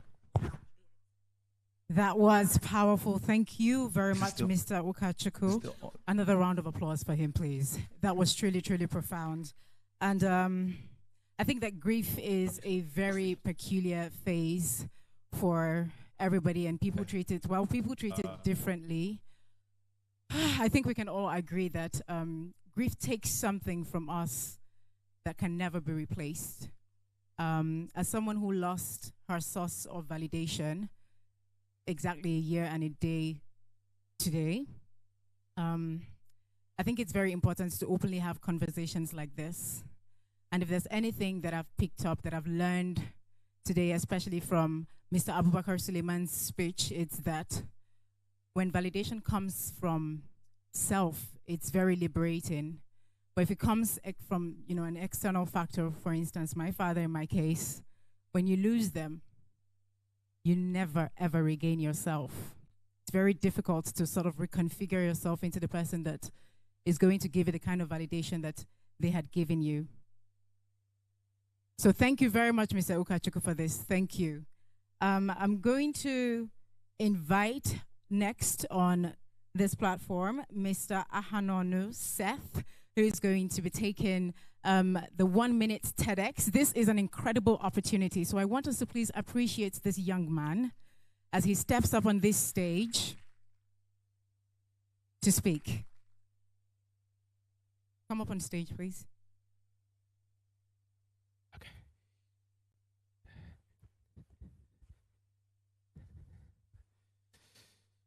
Okay, good afternoon, everyone. My name is Seth, and I'm going to be giving a little talk today. So I grew up with an older brother who was very closed in, didn't talk a lot to anybody mostly. It's just that one quiet person in the room where everybody else is just saying, he's just kept to himself, and I learned how to be able to get people like that to talk, to be able to express themselves and be very, very vocal. And he has been able to change, and he's now a very open-minded person. So whenever I see people like that nowadays, I'm always just able to help them. But if a person like that grew up with that kind of behavior, not being able to talk to anybody about problems or anything, if the person was actually going through problems, they would not be able to, you would not be able to know, because they are always like that. And of course, my parents always had this saying that you should always be vocal, you should always speak, ask questions, otherwise you die in silence. So I always keep that in mind, and I always love to help people who are like that, because anybody who grows up with that kind of behavior is very prone to dying in silence. So I want us to also be able to approach people like you see are like this, that's able to act like this, so we can help them to change and to be more vocal and express their emotions more effectively. Thank you. Thank you, Ahanonu Seth. Very incredible. Our next speaker for the TEDx 1 minute talk is Nyosu Hanyo Turner. Please let's welcome him with a round of applause. These secondary school students are truly, truly incredible.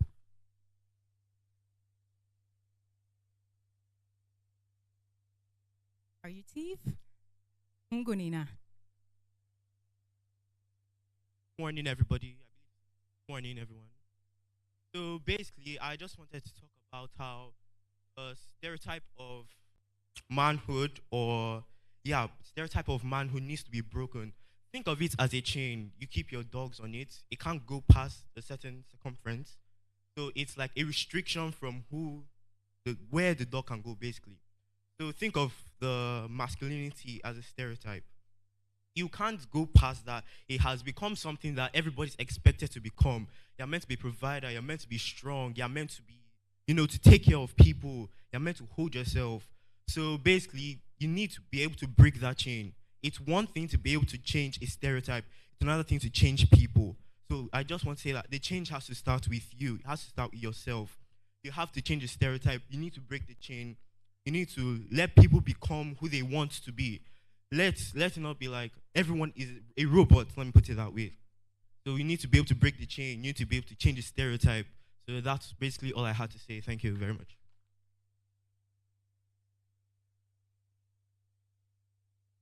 Thank you, Turner. God bless you. The next speaker that we're going to welcome here is a beautiful young woman, Onobia Ijoma.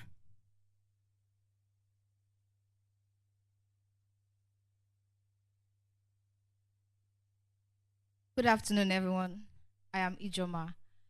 Growing up, I saw my dad being the provider for anything money. He's the one we go to.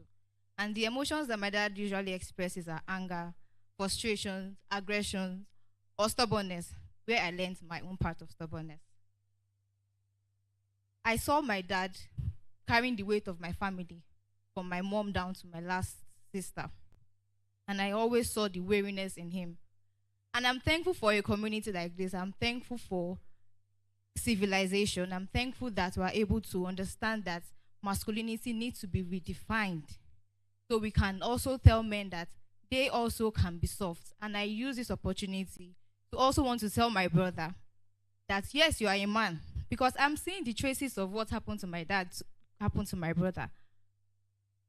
And I put at the back of my mind to always make sure that he has me at his side, to know that he can rely on me. The same way the ladies can ask for help, he also as a man can ask for help. And I'm proud to be part of people who is lending their voice to redefine masculinity. Thank you. Thank you, Ijoma. There's this thing that I said about when preparation meets opportunity. It's a great thing. Magic does happen, right? When you're truly prepared for whenever opportunity just, comes your way. But there's also this thing about going out of your way to seek opportunities. As they say, closed mouths don't get fed. So it's my absolute honor to welcome on stage a young woman called Grace, who actually sought out this opportunity a few minutes ago, and she has just landed it for the TEDx 1 minute speech. Ladies and gentlemen, please give a very beautiful, passionate round of applause for Miss Grace.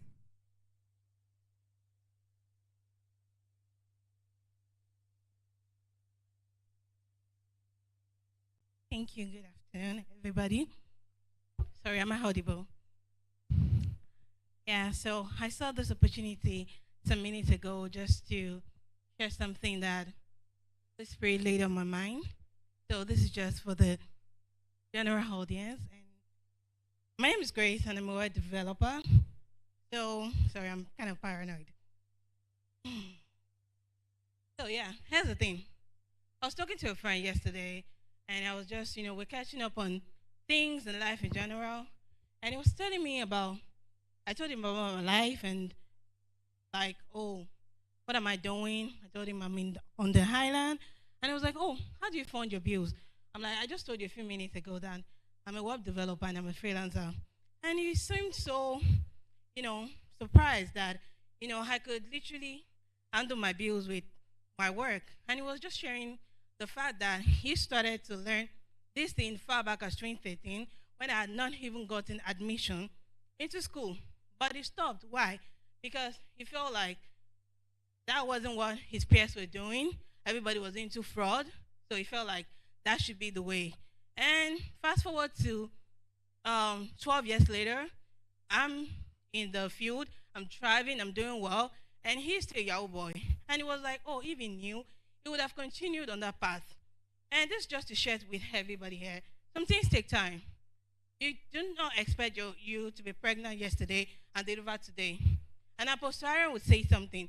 He said, it's better to come late than to come early. It's better, I'll perceive that women who give birth later their babies are considered more healthy than people who have premature births. So we're in a generation where everything is fast-paced and everybody feels like they have to get everything going.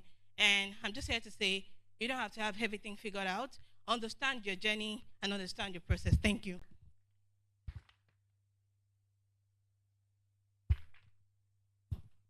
All right. Can we have one more student or two? All right. Step forward. Remember, you have just 1 minute. All right. All right. You? By a wave of hands, how many of us have been in rooms where we don't understand what's being discussed? Maybe you've been in a meeting where, yes, you've been in a meeting where people, even younger than you, are dropping brilliant, excellent points, and you are just there, lost. You see, research shows that men, on average, struggle more with ego. So what we tend to do is we speak plenty, but say nothing. We try to say a lot so people don't realize just how inexperienced or just how unsure we are. But here's the thing. Not knowing is not a defect. It's not a flaw. It's an advantage. It's an opportunity to absorb and birth new ideas and grow. So my message to you, men, is you do not know everything, man. So when next you are in that room, give yourself grace, give yourself permission to learn. That you are here is already a good sign. So what you're going to do now is be a sponge, absorb, learn, be curious, and grab as much as you can. Because I tell you, there's somebody who is ready to listen to you. Learn from the young, learn from the old. There's no knowledge wasted. And if you need a place to start, you can start by learning my name. My name is Bethel Olujobi. Thank you. All right, one more impromptu speaker. Please make welcome Daniel Ojo before we have our next TEDx speaker. Thank you. Daniel Ojo, are you ready?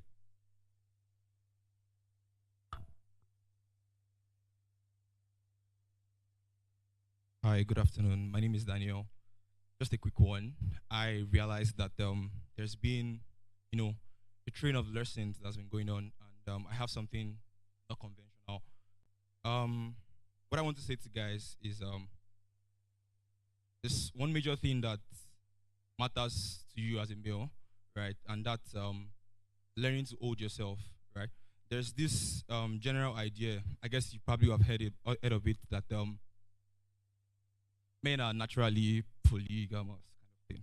So, and you probably have seen trends that's been going on of recent, that many men, coming into different, having different issues because of they have not trained themselves. So I just want to say men should come into a place as a man that wants to reach into other heights. You have to learn to tame yourself.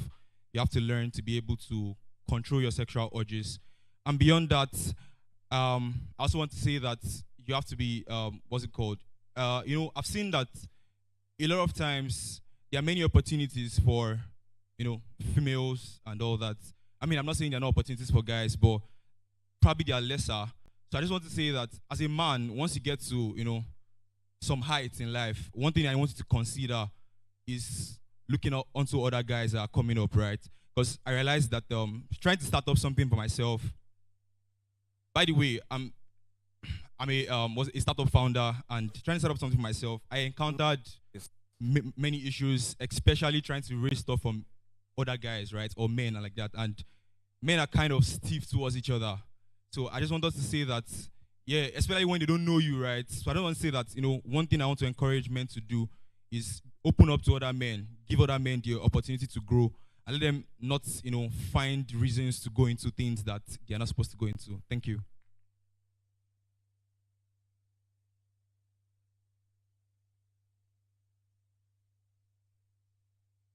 All right, so one more time, please put your hands together for Daniel Ojo. Thank you so much. So we're going straight back into the TEDx speakers. The next speaker is someone you have seen on this stage before. I was told to say if you were part of the impromptu speakers that came on stage, please, the moment the next TEDx speaker is done, please, you can meet me at the right there so I can get your emails for the Utiva free course. All right? Yes, just meet me at the right there for the next free course. All right, so our next TEDx speaker is Mr. Obinna Ukachukwu. Mr. Obinna Ukachukwu is an impact-driven corporate business leader with a profound commitment to development, finance, venture capital, tech venture building, and banking. With a career spanning 2 decades, Obinna has been at the forefront of strategic investment initiatives within critical sectors such as health, education, and finance. His exceptional ability to identify opportunities and implement strategies has not only driven innovation, but has also fostered sustainable growth across these impact areas. Obinna serves as the growth executive for Sterling Financial Holdings Company, one of Africa's foremost innovative and enterprising financial groups. Under his leadership, Sterling has emerged as a beacon of innovation in health and education sector, attracting attention and participation from some of the industry's most suitable stakeholders. His journey has also seen him in pivotal areas and roles in leading organizations, including Advanced Microfinance Network, Stanbic IBTC, Hygeia HMO. Moreover, Obinna's commitment to fostering the next generation of innovators is evident through the mentorship startup tech firms, where he dedicates his spare time to helping them navigate and solve the complex problems facing Africa. Ladies and gentlemen, if your hands are not too busy, one more time on the TEDx stage, please put your hands together for the convener of TEDx Admiralty Way. Please put your hands together for Mr. Obinna Ukachukwu. Thank you.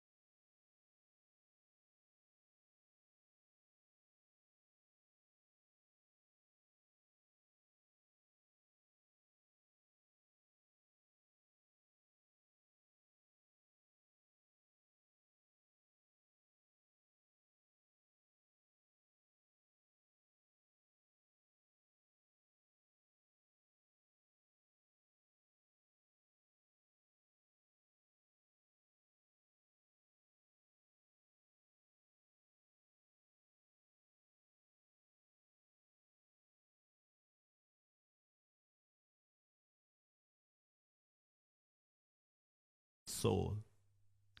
But I coined it a little bit more. I said, what shall it profit a man if he's born a Nigerian and suffers the loss of his soul?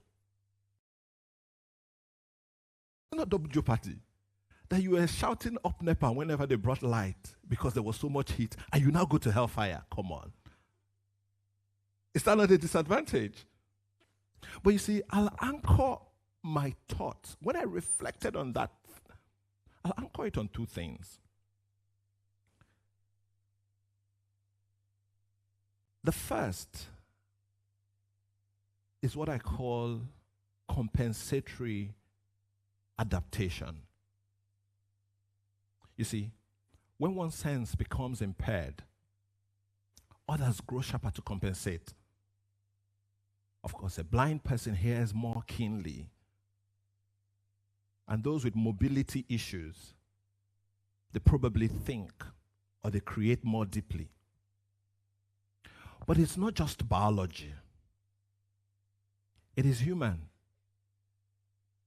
People that lack privilege in one area, they often develop resilience, strategy, and depth in another area.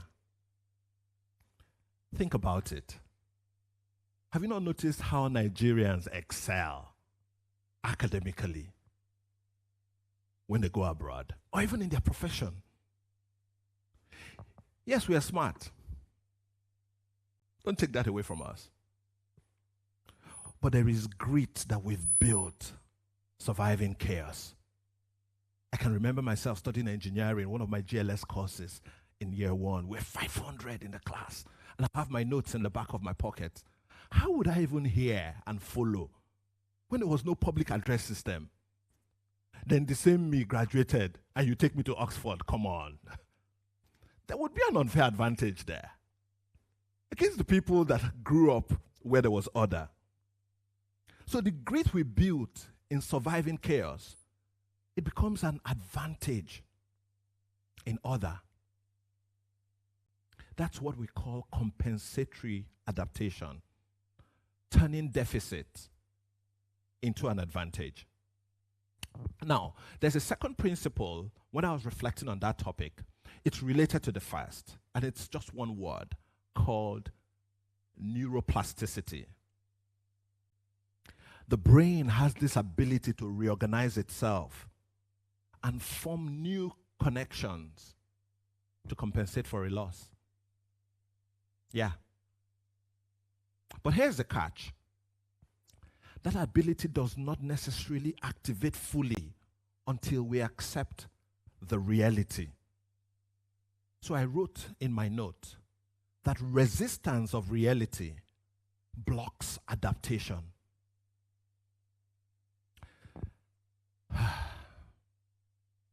When my dad lost his limb, so my dad was shot many years ago, and complications from that, it was 23rd of December, I think, 2003. We didn't have a Christmas, you can imagine. He was shot and many things, and he lost his limb. You know, normally, from biology, his brain will begin to rewire. And the neurons that were serving one limb, they'll start reassigning them to another.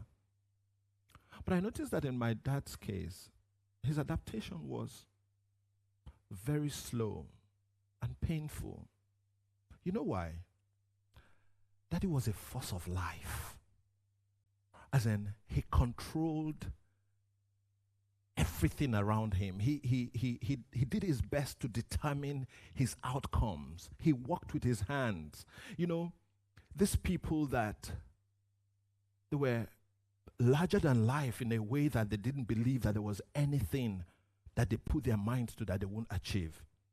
Now, later Daddy would tell us that staying alive, knowing that he would lose his limb, was just because he felt the family wasn't strong enough to survive without him. Because he would have preferred to be a dead man than to walk with one limb. So even with the prosthesis, the best kind of prosthesis we got, that this motion never really became normal. Like you see people with processes, they run and the rest of them. And for decades, he lived with this phantom pain. His brain was still reaching out for what was no longer there. So it was as if the leg was there, but he lived with it. He always felt it. And sometimes I wonder, what if Daddy had sort of leaned into this thing and he said, now I have one leg and I'm going to be using prostheses and life will be larger than it was before. Is it possible that there were advantages that were embedded in this thing, in this loss? I don't know. You see, when we deny loss, grief, or limitation, we slow down that ability of the brain to reorganize itself. It is like refusing the system to reboot after a crash. Can you imagine a natural athlete refusing to admit that he's not built for swimming?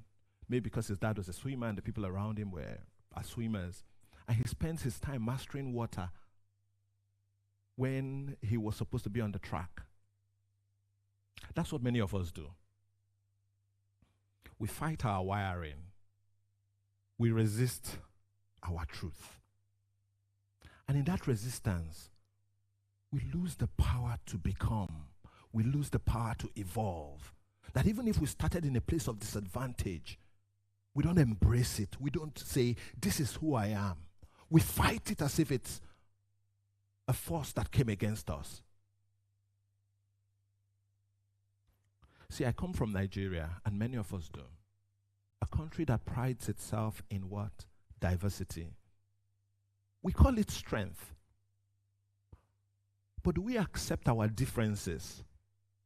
You know, the differences are actually the things that look like the disadvantages of having a multicultural, multi-tribe society, right? And we just scream, oh, strength in diversity. But do we accept? Have we leaned into our differences?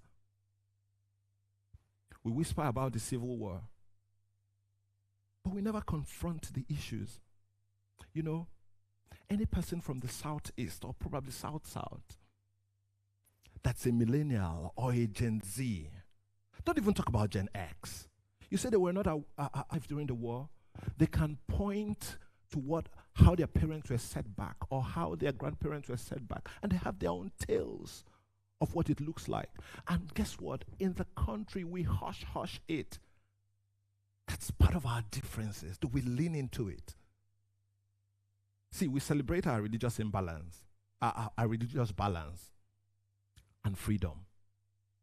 But we never ask ourselves, why are Fridays work days, while Sundays are church days? Meanwhile, about half of the people in the country perform their religious rituals on Fridays. Now, I'm not making a case to add Fridays to the holidays, but I'm saying, why do we feel somehow when this kind of things come up and we say we're strong, diversity? Come on. By not leaning into our differences, we have robbed ourselves the strength that true diversity brings. Now let's talk about men. Men often hide pain, loneliness, and the feeling of inadequacy behind physical strength and logic. But that armor, that mask we wear, it becomes an inhibitor. It dulls our creativity and it blocks the emotional strength that comes with vulnerability. Maybe that's the missing link. That's the bridge between the men we are and the fathers and leaders that we are meant to become. We spend generations proving our strength. When the world really needs from us, what the world needs from us is actually our wholeness. Because true strength is not the absence of disadvantage or pain. It is the presence of meaning despite it. You see, I wrote here that acceptance is that trigger for adaptation. You need to accept who you are first, embrace it, or should I say neuroplasticity. It follows surrender. Beyond the brain's natural ability to stretch lies the soul's capacity to first accept and be grateful for who we are, so that we can become who we are meant to be. And when we talk about redefining masculinity, let's start here. Neither man nor woman has an advantage. Nobody has an advantage. Each carries a compensatory strength, a unique way to complement the other. Because life is not about advantages or disadvantages. Life is about meaning. See, people, there is a force higher than our definition of success or failure. It's a force that shapes crisis, those things we call disadvantages, into opportunity. It shapes loss into rebirth. Now, if we embrace this truth, we will stop asking, why me? Why this disadvantage? Rather, we'll begin to ask, what for? Because every crisis carries within it a seed of greater becoming. And when we all accept that we are made for meaning, boy, girl, man, woman, we will realize with humility and with hope that no one is truly disadvantaged, but we are all made uniquely for meaning wherever we find ourselves. And that's the message I leave with us. Don't look at the disadvantage. You called it disadvantage. But nature, God, the universe, shaped you that way because of the meaning you have resident inside of you. So go find your meaning. Thank you.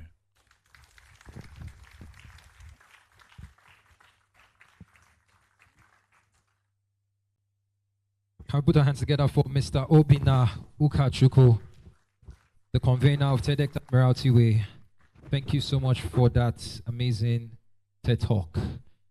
His last words, he said, go and find your meaning. And his speech was very important. It was holistic in the sense that it's not just speaking to men, it's speaking to every woman that will also have a boy child or a man child. So it's very important. A round of applause for him one more time. Thank you. We're about halfway through the event, and I can feel that the energy is dwindling, but I would like for us to do something real quick. It's a very short exercise. I'd like to quote Malcolm X, who had stated something very profound. The media is the most powerful entity on earth. They have the power to make the innocent guilty and to make the guilty innocent, and that is power. Now, because we have a majority male audience here, and today is International Men's Day, you would all agree with me that over the last about 10 years, the media has had a very peculiar positioning about men, especially on Twitter, now X, right? And towards the beginning of this event, I had said something requesting response from the crowd. I said, men are, and there's a natural sentiment as to what to respond to that because of what the media has defined and portrayed men to be consistently on several social media platforms. So on International Men's Day 2025 at TEDx Admiralty Way, I would like to challenge us seated here in this room that while we are unequivocal about our belief in what men are, we must be vocal about what we believe men to be. Because the media at the end of the day is just the voice of the people. And if we have enough voices saying a particular thing about men, then the younger generation, the boys, believe that to be true.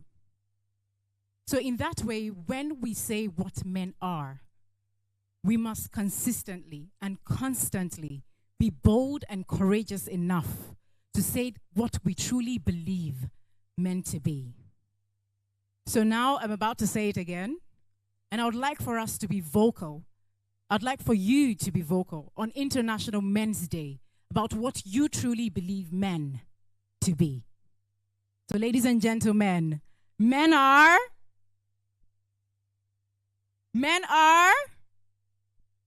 this is an exercise for us to be vocal, okay? So today, as we redefine masculinity, it is our absolute honor to welcome one of the conveners of today's event, Mrs. Toyosi Akerile Ogunsiji.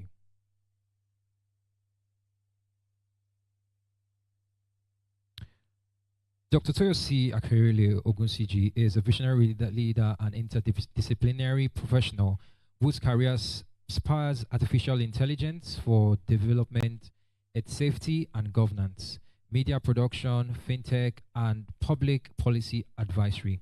She is widely regarded as one of Africa's most influential voices in technology, media, and policy, and was named by Forbes as as one of the 20 most powerful young women in Africa. Wow. She's also listed among the top 30 global artificial intelligence ambassadors by Swiss Cognitive and serves on the UNDP's A14 Dev Reference Group. With a background in civil law, Dr. Toyosi holds a master's in public administration from the Harvard University Kennedy School of Government. She is the founder of Rise Networks, a foremost data and artificial intelligence for development organization dedicated to empowering Nigerians with world-class skills, fostering inclusive opportunities, and shaping a future-ready workforce that drives sustainable development locally and competes globally. Ladies and gentlemen, if your hands are not too busy, please a round of applause for Dr. Toyosi Akerile Ogunsiji. Please don't stop clapping. She's looking very beautiful.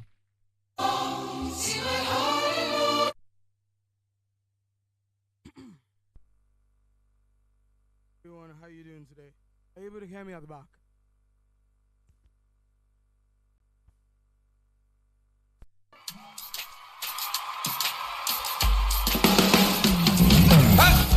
Baba, now you love with the ginger me. I see your blessings on the regular. Your sure mercies are to see. So I give you all the glory. Baba, now you love with the ginger me. I see your blessings on the regular. Your sure mercies are to see. So I'm singing praising the Lord. Always. Praising the Lord. I should look this way. Are you able to hear me? Can I walk around the stage or you want me to stay here? But I'm not a robot this afternoon, eh?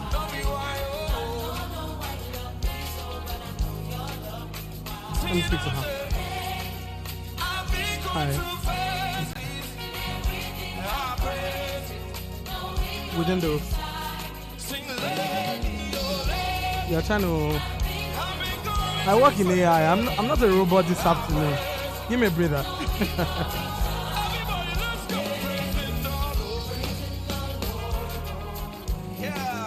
Thank you, Jesus people.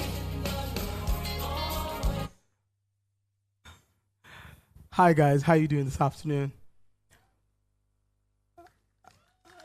Give me the men's energy now. At least I didn't come to tell you that men are scum. And so I grew up in the middle of boys, being very comfortable around boys, having a lot of male friends. And I would comfortably say that the very first set of people that validated me, even as a girl growing up in Nigeria, were my friends, my boyfriends.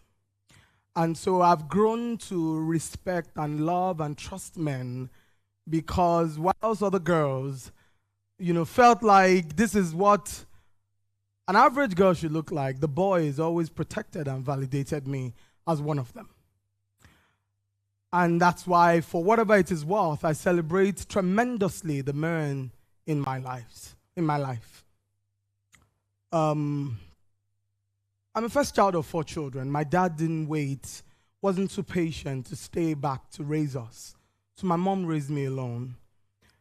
along with my three siblings, and of course, good enough reason for a lot of girls to hate men, to judge men, to be hard on men, and to believe that men aren't great people. I think that for everything that my dad didn't wait to do for me, God compensated me in an amazing husband and a fantastic son. Aside from the fact that my husband is a tall glass of hot chocolate, he's also a remarkably present human being in my life, not just as my husband, but as my leader, my champion, my friend, my sounding board. And I know that for whatever it is worth, if my husband was a classic example of what men should be or the space that men should hold for women, I'll choose men time and time again. Let me start by saying that before boys learned to dream, they were told to survive. Nobody gives the average boy a chance, not in Nigeria, not in China, not in America, not in any part of the world. People typically expect a higher standard from men and boys than they do from women. And the question that nobody seems to always ask is, what's the price of the strength that we expect from men and boys? Boys are told to be strong, but not to be whole. To feel less and endure a lot more, a quiet erosion of their humanity. And so when you think about the fact that this is not just a problem that is in Nigeria or Lagos, it is an American problem, it's a Chinese problem, it's British, it's Finnish. It exists all over the world. There's an unwritten curriculum that has been served to men and young boys, and even the women in their lives, about what men should be and how they should be. Now, vulnerability is supposed to be only for women. Nobody thinks about the boys, and I worry about the level of lies that have been sort of like that men have been indoctrinated with. Lies like, don't cry, man up. And I'm guilty myself because I keep telling my 8-year-old son when he's trying to weep, men don't cry, you're supposed to be strong. I don't think that until I got this topic to speak on, I understood how guilty I was as a mom. We teach suppression, we don't teach strength. Men are not allowed to cry. My husband's father passed, and I know how much he loved his dad, but I saw how much my husband never cried. And 10, 11 years later, every year, my husband is wallowing in the pain of being fatherless, but he never cries. But I know that the women around their families have cried several times as a way of expressing the emotions of pain and agony of loss that they feel. A boy is starving for tenderness, but he grows into a man allergic to any sort of vulnerability. And it explains why we see the world the way we have it today, because we have broken men trying to raise families. It explains why violence is mistaken for power when a man is unhappy with his wife or his daughter, or anybody else for that matter. The default mode is to go violent, to scream and shout. The men who are gentle are taken for granted because we reward dominance and we punish softness. And we then see the loudest ones with fragile egos as the masculine ones who carry power. Again, a classic example of what a great man should be is my husband, extremely soft-spoken, but you don't want to try him, Papa. You don't want to try yourself. I think the person who has taught me greed, taught me regard, taught me respect for humanity the most is my husband. I've been married to him. We've been a classic lesson of the fact that it's not the voice of it's not your voice that matters, it's the quality of your argument that matters. And so because I'm a choleric woman, I have a propensity to believe that I need to argue my way through. But I live with a man who doesn't shout, who knows how to get what he wants without raising his voice. And it will take me to the next point that I'm about to make in the next point. The next point I'm about to make as I move forward. When you think about the fact that a lot of the emotions that we see men express are not the real emotions that men want to express. I worry about the fact that we're seeing broken leadership, for example, at federal, state, and local governments of this country, and people would constantly say, give the women a shot at leadership because the men have failed us. I do not think that it's the men who have failed us. I think it is the society that has refused to hold the men accountable that is failing us. If we are going to, men are a product of the society that they have come from. What kind of mothers raise these boys? When I see a badly behaved boy outside, I don't worry much about him. I'm thinking about his mom. Because my 8-year-old son knows how to fry dodo and knows how to dobale for the women in his life. He's only 8 years old, but I know that I've taught him that he's not in any way superior to the woman. And we don't live in a house where men are taught to watch TV and watch football and watch cars, while the women are learning all the skills in the world. Think about it. When you open newspaper adverts or you go online to see job vacancies, they're looking for certain skills. I'm a first child of 4 children. My mother is leaving the house and she says, Chelsea, I'm going to give you 50,000 naira. You're going to buy this and that. And she gives me a long list and I must accomplish them with that 50,000. And then she tells me that by the time she returns, my younger ones must have done their homework. Then she says that, Chelsea, women don't sit this way, women sit this way. Then she says, Chelsea, you don't speak with your voice high, you take it low, you are female. You don't argue, you have a conversation. Now think about the fact that all the skills that the companies in the world are looking for, what are those skills? Chelsea, don't talk to people like this. This is how to speak, interpersonal skills. Chelsea, take this 50,000 naira, you must achieve all this, budgeting and resources planning. Chelsea, you must be done by 6 o'clock, time management. Chelsea, you must not sit this way. You shouldn't sit this way, you should sit this way. Basic etiquette. What are the skills that the companies of the 4th Industrial Revolution are looking for? Those are the skills. But we focus so much on teaching the girls these skills and we don't prepare the boys. Forgetting that the girls are going to be girlfriends, friends, classmates, wives, and fiancés of this man that we have refused to intentionally invest in and pour into. There's a silent sacrifice that men are making. And if I take a deep dive into the lives of countless young men around our country, you'd see, like I mentioned, that men don't cry at the funerals of their parents. And even when long-term relationships end, it is the girls that we are allowed to express their emotions. The boys who've dated these girls for 10 years and feel bad because she left with a Gen Z zaddy, because her Gen Z boyfriend is not able to provide her needs, we invalidate the feelings of the boys. Men are being conditioned to postpone their grief. And I think about our fathers and brothers at home as logistics managers. Go and organize this. Go and make that done. We even joke simply about things like when we're going out to parties, the women are supposed to spend 4 hours dressing up, and then the men are supposed to spend a flimsy 30 minutes dressing up. And so I always say, when you want to know if a man has a responsible woman at home or a woman that loves him, always look at how that man is dressed. To the little details like his beard. I like to say that it's 11 years, I still follow my husband to the barber's shop. And I try to tell where the pattern should be and how I like the friction to look.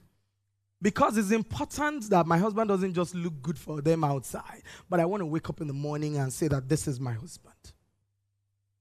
And feel a certain type of way, because there are things that my husband can do for me, will do for me, that no other man is allowed to do them for me. And I have a responsibility to that man to ensure that he fulfills, he looks the path and continues to thrive. I talked about rewarding dominance earlier and punishing softness, but it's also important to talk about the fact that we celebrate aggression and shame vulnerability. We mold boys into armors. We're not molding them into human beings. I have one brother of 4 children, so we're 3 girls and a boy. And as I was preparing for this session, I kept thinking about my only brother and all the things that I held against him, forgetting that I had my mom to look up to growing up, but my brother had nobody to look up to growing up. And so my brother did his own growing up. And just because of this session, as I rounded up this presentation yesterday night, I forgave my brother for everything he's ever done to hurt my sisters and I. Because as we move forward and try to reprogram men, we need a new revolution that compares traps of survivals with a new revolution of reprogramming boys. Boys who grow up in survival mode are going to stay in survival mode. I always say that if you're constantly hustling, even as in your career, you're never going to have time to take a new course, to learn anything, to try to advance because you're constantly working. You need time to breathe as a human being. The new code must give boys permission to feel, must validate the fears that boys feel and teach emotional literacy early on in the day. And I want to talk about the power of role models and stories, because we always hear girls say, oh, my mother did this. Obina came on stage and talked so much about his dad, and I realized that not all the time do I hear men speak passionately about their fathers. They usually talk about daddy's girls and mommy's boys. We rarely see boys and their fathers in a love relationship. And it's a function of the kind of society that we're building as a people. The most profound lessons are not taught in lectures. They're lived. If a father or a mentor cannot say, I'm sorry.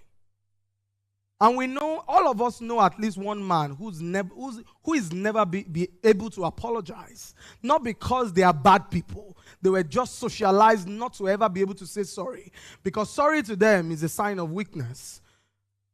We mustn't forget the roles of fathers and male mentors, not as instructors, but as mirrors, not as commanders, but as guides. Imagine a father getting angry and yelling the next day, and then the next morning he says to his son, my son, I was frustrated by work, not you.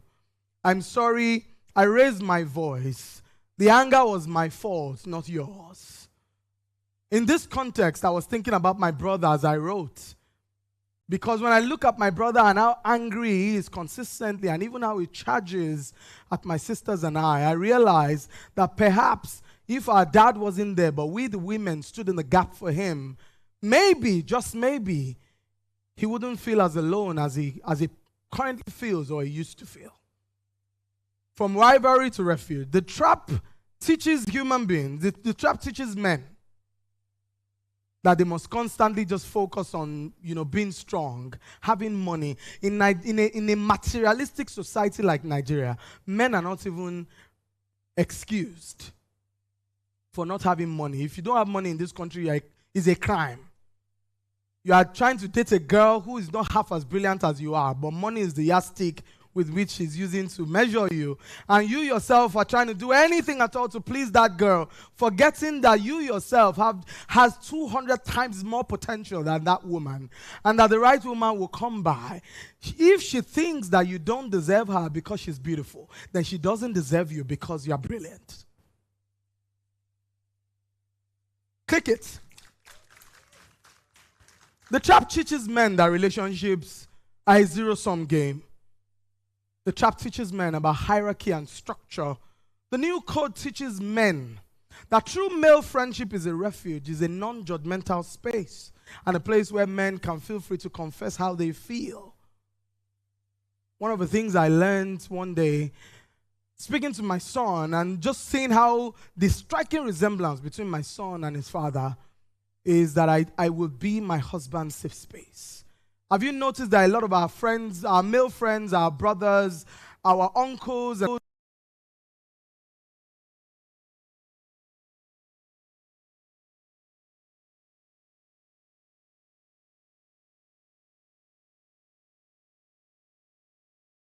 the women in their lives, they prefer to speak to men like them. There are things that a man cannot solve with his boys. There are problems that a man is feeling or experiencing or challenges is facing, that it is only the woman in his life, the woman in his life that can give him that safe space and stability to be able to thrive. What does the blueprint of a whole man look like? The blueprint of a whole man is not in the shape or size or height of that man. The blueprint of a whole man is in the fact that the mothers, who are the first architects of any child's life, must define exactly what a boy should be like. Schools, for example, have a role to play in terms of even their policy changes. When a boy is shamed for feeling, he learns that his deepest self is unacceptable. It leads to internalized trauma, a life spent hiding from himself. We must feel the trauma by removing the shame that men feel or men are socialized to feel. We have to embed emotional intelligence into our curriculum. You can't shout at my son in school, for example. I have one daughter and one son, but I know that I constantly speak of my children, because for me, they are the mirrors of the character that I'm building as an individual. We now have a continent full of boys waiting to be saved. And so reprogramming the child is actually nation building. I worry these days that all the programs we're designing and all the things that the donors are funding are focusing on girls in tech, femtech, women in this, and men in that. And I'm telling myself, I understand. I understand the fact that women feel like we've been discriminated against for too long. And I'm one of those, and I'm a woman. So I understand and I empathize. One of the things that makes me very angry is the fact that I know that it just wasn't possible for a woman to be in the room when they were doing the product design of a seatbelt in a car. If a woman was in the room when they were doing the product design of a seatbelt in a car, she would have raised it that we're going to get pregnant, and this belt is not going to work for us. If it didn't dare, it didn't dare. Right? But so we understand that discrimination has worked against women for donkey years, but we cannot use one wrong to right another wrong. By over-focusing on the girls and refusing to train the boys and invest in the boys. Because for every time you say 60% of the slots are going to go to the women, you are naturally extricating the men and exempting them unintentionally, but whether you like it or not, it's a bias or a stereotype.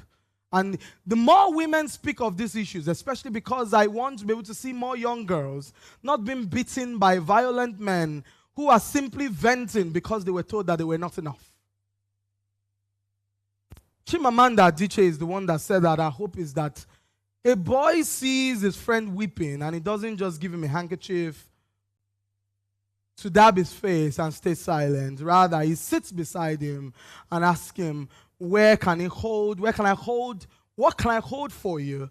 But beyond boys holding space for each other, I want to charge the women in the room this afternoon that we have a responsibility to hold space for the men in our lives.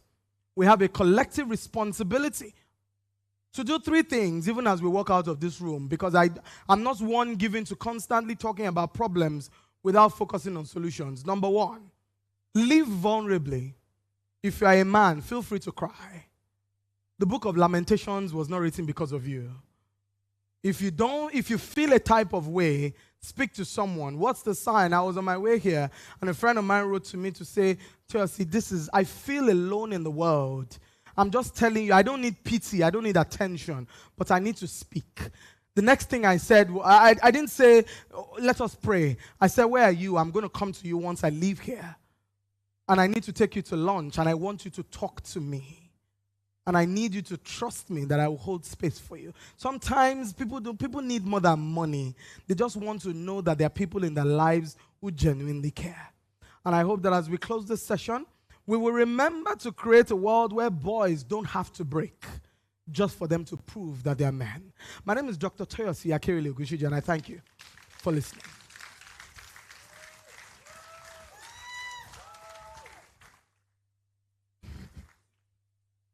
One more time, a round of applause for Dr. Toyosi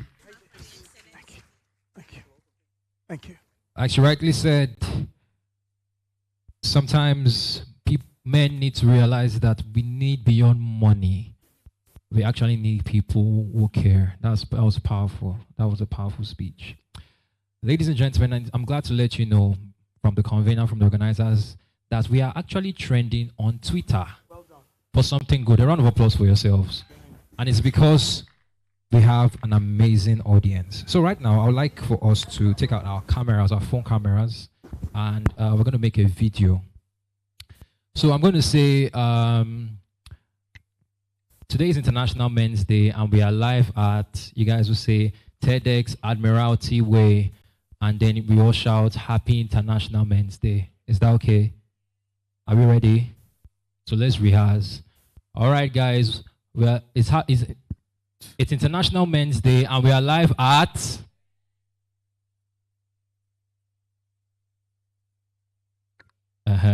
so let's do it. Are we all ready? In 3, 2, 1. So guys, it's International Men's Day, and we are live at, and we're saying, make some noise. Ladies and gentlemen, coming on stage for an impromptu TEDx speech before we have one-to-one seller, please put your hands together for Abigail.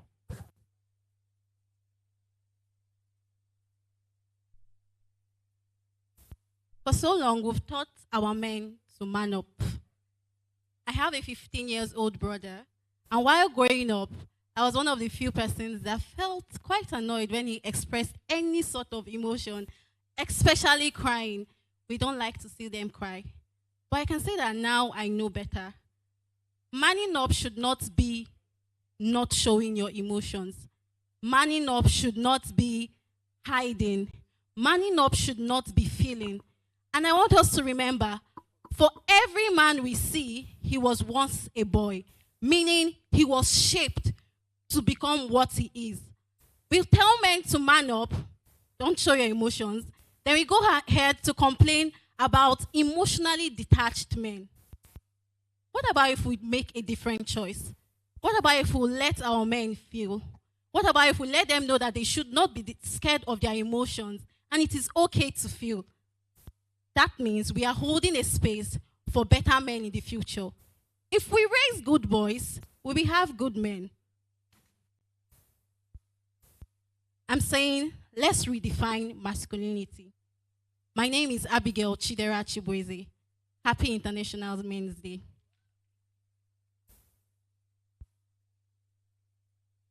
Okay, we need one more person. Two more people. Just come up. Yeah. Two more people. Remember, we're going to be giving you a video. Please do not forget to please post that video.